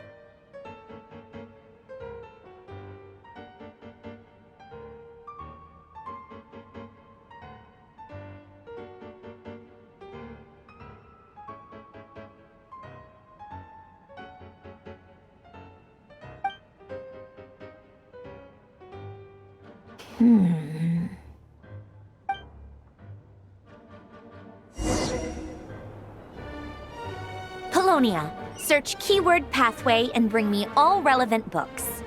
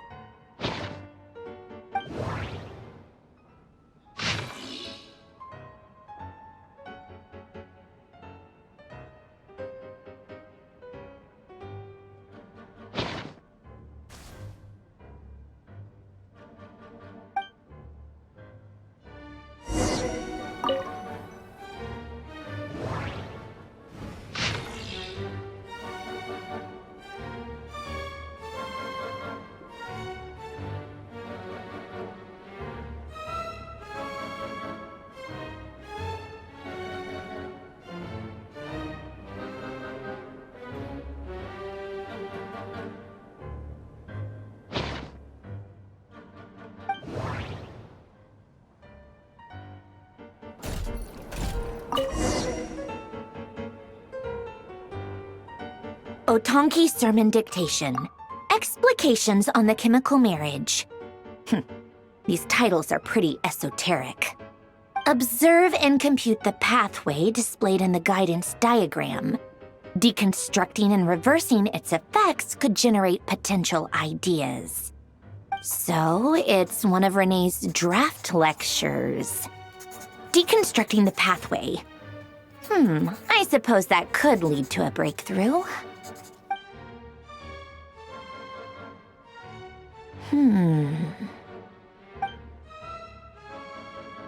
This is so long. This guy sure loves showing off his knowledge.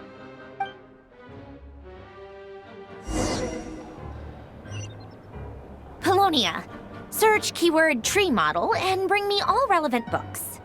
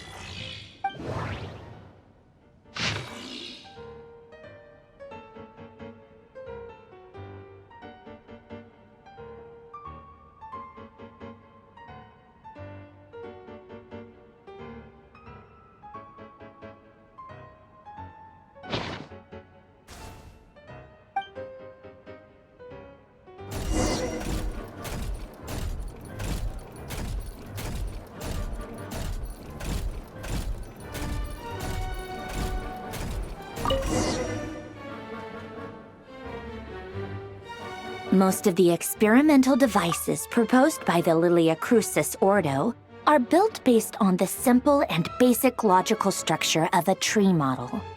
Lilia Crucis. Guess they were trying to cover up the name of the Narcissenkreuz Ordo? When Duke St. Germanus departed, he said, "It seems that there's no going back." Alas, he is only a genius when it comes to machines. In all other things, he is but ordinary. Excuse me? I'm sorry. That's just ridiculous. What kind of book is this? Great Detective Herlock, The Alchemist and the Clockwork Saint? Isn't this a novel? Come on. Still, the author swears that they knew Renee well. Whatever. I guess it's not beyond the realms of possibility that Renee would say nonsense like that on occasion. Memory, wishes, souls, and persona. Frankly, this sounds more like occultism, but if Albedo vouches for it, I suppose there must be some alchemical basis to these techniques. The way Alain Guillotin saw it, the world was comprised of machines. The universe needed machines, and thus his technologies were created. That's why I was born. Renee, His full name was René de Petrichor, if I recall correctly. Sounds like he and the town must be intricately connected. That place was also the source of most of our information regarding Remurian civilization. Seems like some of his projects were based on their technology. The cutting of souls and storing them in vessels. These seemingly unrelated techniques underpinned René's research. Assuming that the 4 orthants correspond to alchemical categories. The chemical marriage model? Elen would have scoffed at that. He never would have let those theories or parameters anywhere near his mathematical formulas.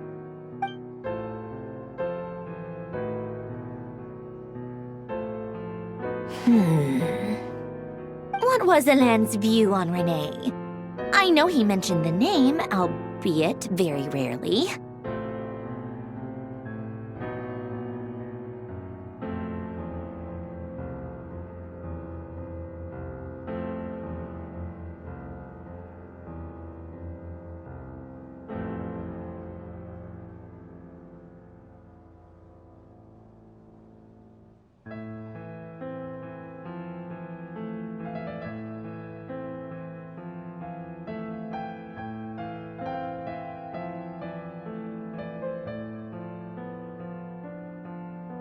Now I remember. Elen's old notes are here too. They mentioned René once. René seemed most out of sorts when he spoke to me. A lack of sweet foods has dulled his mind, I should think. Either way, his words are not to be believed. Yep, that sounds like Elen. My subordinates actually did a half-decent job digging out all these materials. Makes a change. Good for them. Some of Elen's old files are completely consistent with these records. He must have gotten them from the Tower of Gestalt. I never knew he got his hands on René's records that early. Heh, he may have kept them, but he never even attempted to use them. Didn't believe a word they said. Come to think of it, René's world formula was filled with calculations of constants. That shows he believed that the fate of the world to be predetermined. As for Elen... it's been too long. I forget what he said. What would he have said? A guy like him, fervent believer in machines, but not headstrong enough. The world can be changed. It is worth persevering. Yes, that's how he used to think at least. He created that procedure to save this world. Yet the scale of the world's fate proved too enormous. The result was beyond his ability to calculate. He died having never seen the outcome. And there I was, left behind in the ashes of his dreams.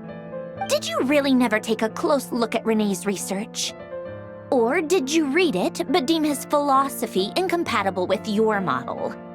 The very thought of trying to incorporate his ideas probably made you feel sick to the stomach. Well, don't worry, because there's a whole new category of lunatic in town. Next to Dottore, every other madman looks sane. You once asked me what I wished for. Should have asked him instead. He's the one pining for things you'd sooner die than witness.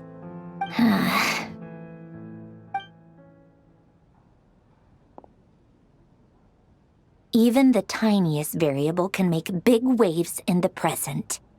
Now then, allow me to put these incompatible fragments together in your stead. First, establish and verify the existence of the Great Circle. Absolute nihil on one end, absolute reality on the other. Now, search between these two extremes.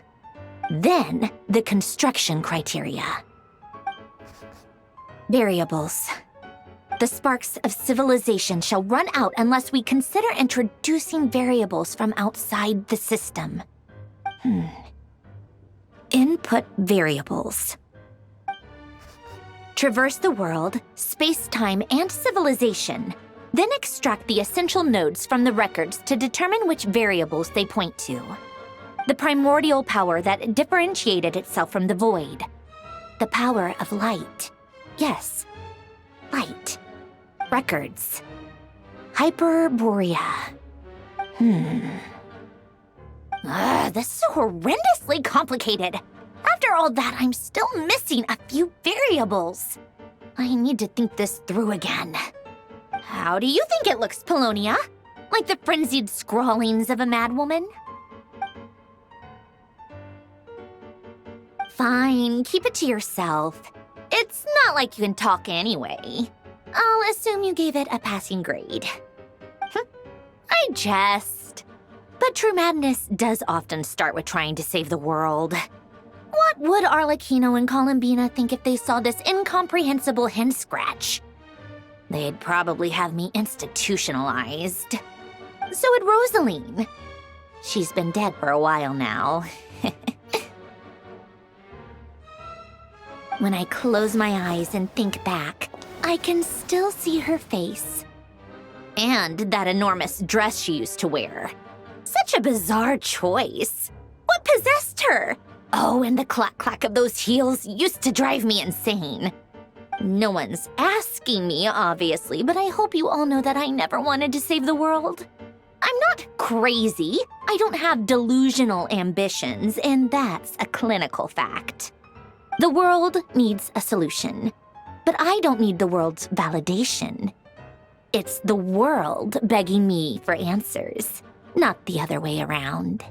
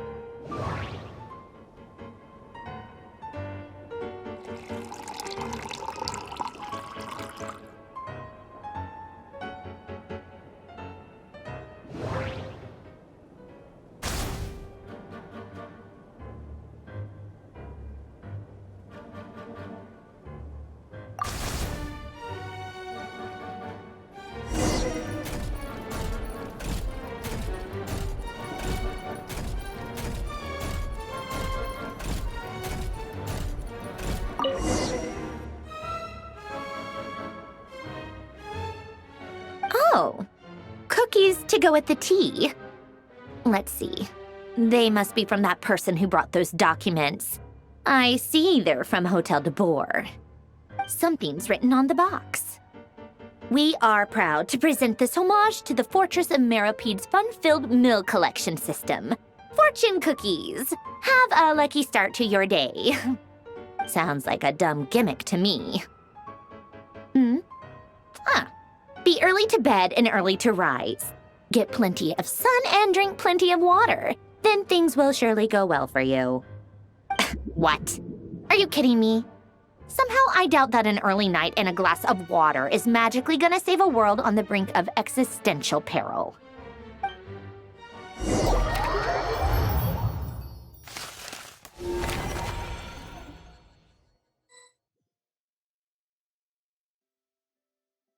Lady Arlecchino, word has reached us that Lady Marionette's troops are all in position. They are ready to act as soon as the order is given.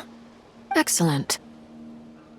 The only thing is, they are fewer in number than we expected. It looks like many of them must have lost their lives at the hand of the monsters released by the Doctor. Can't be helped. Allow them to join our ranks and keep in contact. As you wish.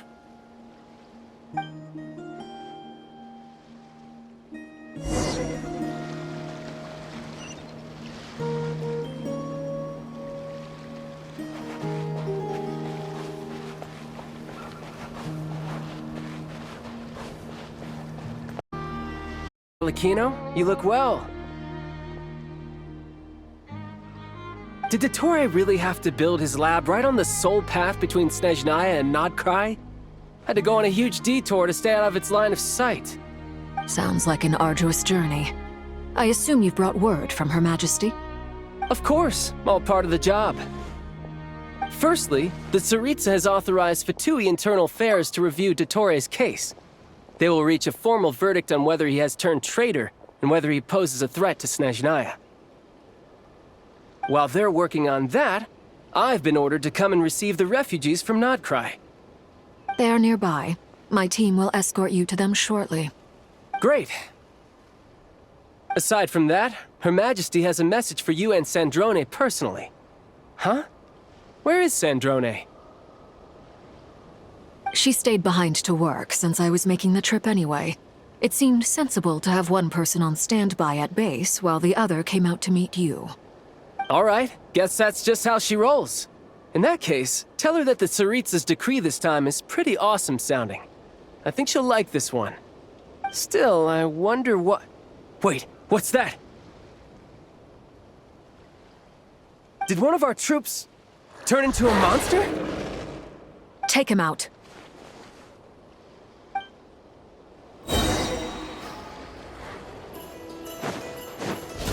This is where you fall.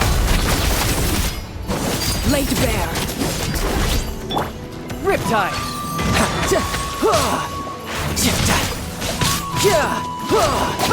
Who's next? No time to lose.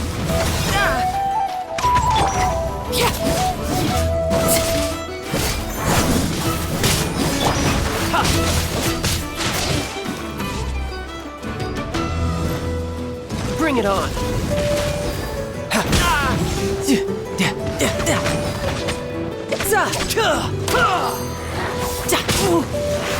You've gotten stronger, Arlecchino. Nice. Stop that right now. I appreciate the praise, but I am not fighting you today. I knew it. No time to lose.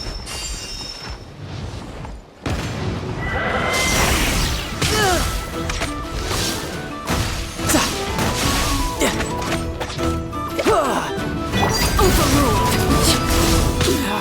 Go on.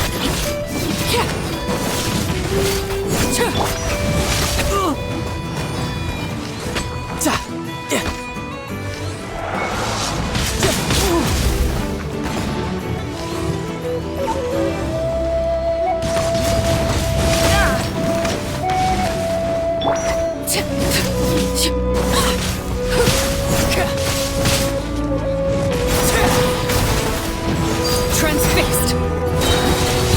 Witness my rise. Yeah.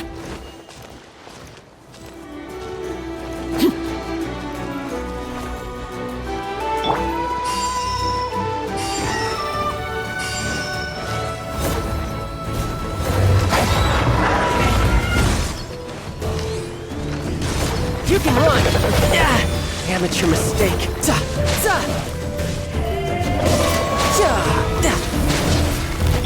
Overruled.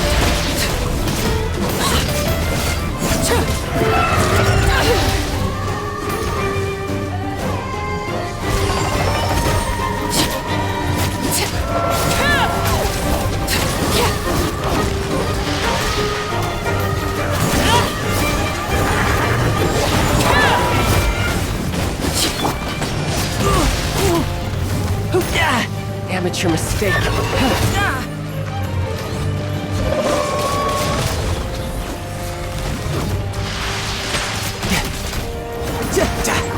You're mine. This is getting interesting. I can't believe it. He was a living, breathing human one moment, and the next? Another fine piece of work by our dear colleague, I'm afraid. What in the world has been going on in Krai? A lot. But long story short, Dottore stole 2 moon marrows that should have belonged to Columbina, then built a 3rd moon marrow of his own to concentrate the Tri-Lunar Authority in his hands. What? What do you mean he built a moon marrow? People build roads and houses, not moon marrows. What's his next DIY project? He's gonna build a god?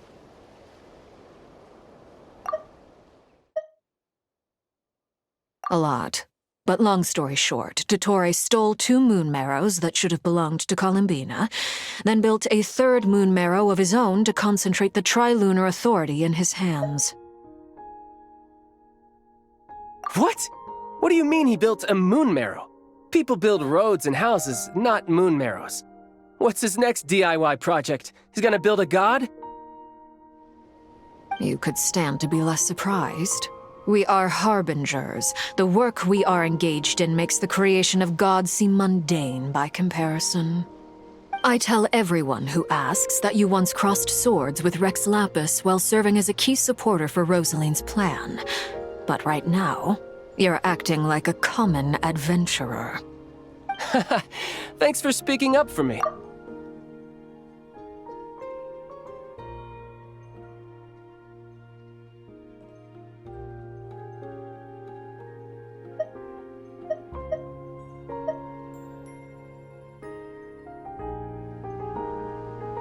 Then again, surely no common adventurer would manage to get tangled up with them the way I did. That's gotta count in my favor, right? It almost sounds like you wish to repeat the experience. I might have to lower my opinion of you. No. I'll stop talking. Please, go on. Dottore is currently still experimenting with his newfound power in ways that continue to corrode the outside world. As for the human mutation, I believe this is simply a consequence of his experiments, and not a strategic move. That radiant beast was once a subordinate of Sandrone's. I suspect he was only allowed to live so that he could become an experimental subject. Also, those of us who fought Dottore have been afflicted with a curse. As such, I cannot leave Krai. This is so much worse than I thought. No wonder Her Majesty's decree is so extreme. While these exceptional circumstances persist, the Harbingers are hereby authorized to use unilateral executive powers. Should Dottore pose a threat, Arlecchino and Sandrone are permitted to eliminate him. My thanks to Her Majesty. I will pass these good tidings on to Sandrone. Her Majesty has also declared that she will refrain from launching an attack on the now evacuated Krai due to the presence of unretrieved research material. A wise decision. By the way, how's my old partner doing? I'm assuming they're with you? Partner? You mean the Traveler? I'm afraid I have bad news. She was captured after our failed assault on Dottore's lab. Her whereabouts are currently unknown. What? Why? Since when does Dottore have a bone to pick with her? That is indeed the question. I'm not sure he does. He must have some other goal in mind. This won't do. I have to rescue her. You can't. We have no idea where the Traveler is. What am I supposed to do then? Stand here twiddling my thumbs? Sandrone is working on it. The best thing you can do right now is complete your mission. Fine. I guess I'll leave this to you then. One last thing. Tell the Rooster to get the message out to the gods and citizens of every nation in Teyvat. Beware. An uncontrollable pollution is spreading forth from Krai. The source of that pollution is a madman drunk on the success of his experiments. The Fatui and our allies will endeavor to contain the threat. However, if Krai falls, things are likely to escalate. Considering Dottore is one of our own, all Fatui stationed in Krai consider it our duty to stay and fight him to the bitter end. Whatever the cost. Hey, don't be too pessimistic. If it comes to it, I'm sure Her Majesty won't stand by and do nothing.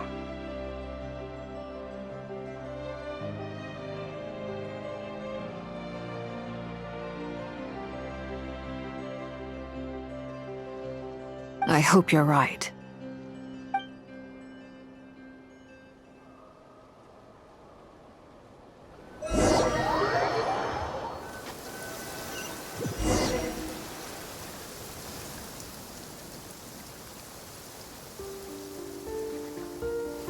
You're right on time.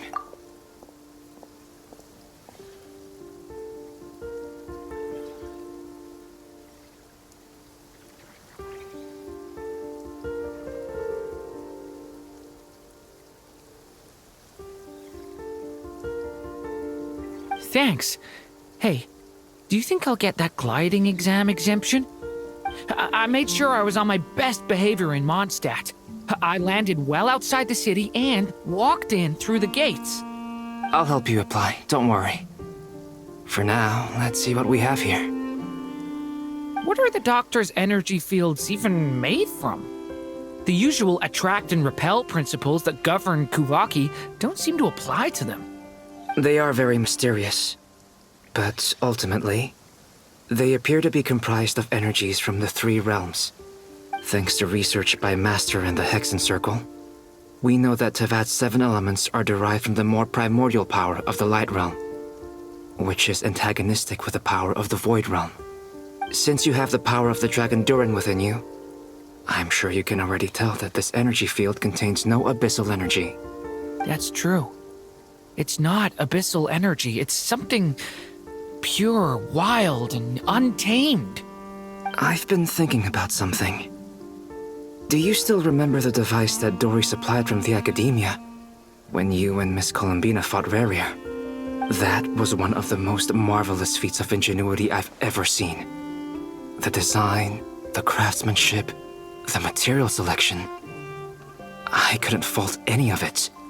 Not to mention the operating principles. Surely the most ingenious feature of all. Dory didn't go into detail on how it functions, but I have a working theory. The clue was that Miss Columbina was somehow able to use the pyro energy that you provided, despite the fact that, as a moon goddess, she should only be able to use Light Realm energy in principle. Now, all elemental energy is, of course, derived from Light Realm energy to begin with. Hence, I suspect that the device works by restoring elemental energy to its original state. This presumes a theoretical model of the 7 elements akin to that of light refracted through a prism. Perhaps it is no mere analogy. Maybe there is indeed a prism in this model. I almost wonder if the idea for the device was conceived based on direct observations of said prism. It would explain how such an ironclad design concept was achieved. It is at once a masterwork of engineering and a groundbreaking application of the Academia's latest elemental theories. I suspect only Lesser Lord Kusanali herself could have devised such an ambitious technology. But back to the energy field before us. If this is pure Light Realm energy, its relation to elemental energy is one of integration versus division. Or you could say that the former contains the latter. Could this mean that elemental energy can dilute the power of the light realm. Should we give it a try? We should.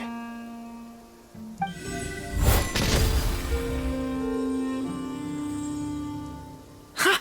It works! Clear signs of disruption were detected at the periphery of the energy field. This indicates that elemental energy can disturb or even negate the field. Now you try. All right, here goes. It's working! Switch to abyssal energy and attack again. No surprises there. Abyssal power drains the energy field to a significantly greater extent. I now feel confident in asserting that the energy field is indeed pure light realm energy, and that elemental energy can dilute it. But the energy field is huge. How much elemental energy will it take to neutralize it? We don't have to neutralize it completely. We can try other approaches. That's all for theory. Would you like to continue watching? So you knew I was here? Huh? When did you get here? A while ago. But Albedo sounded like he was working on his thesis defense back there. Back in Sumeru. You can end a person's whole career by interrupting them mid-speech. Very thoughtful of you. I'm truly touched. Could I ask you to lend me a hand? With what? A little test. Try using Animo to unleash a concentrated assault with circular blades, with the goal of breaking through at a singular point. Nice! This time it tore through the field. Tremendous. This is a major breakthrough.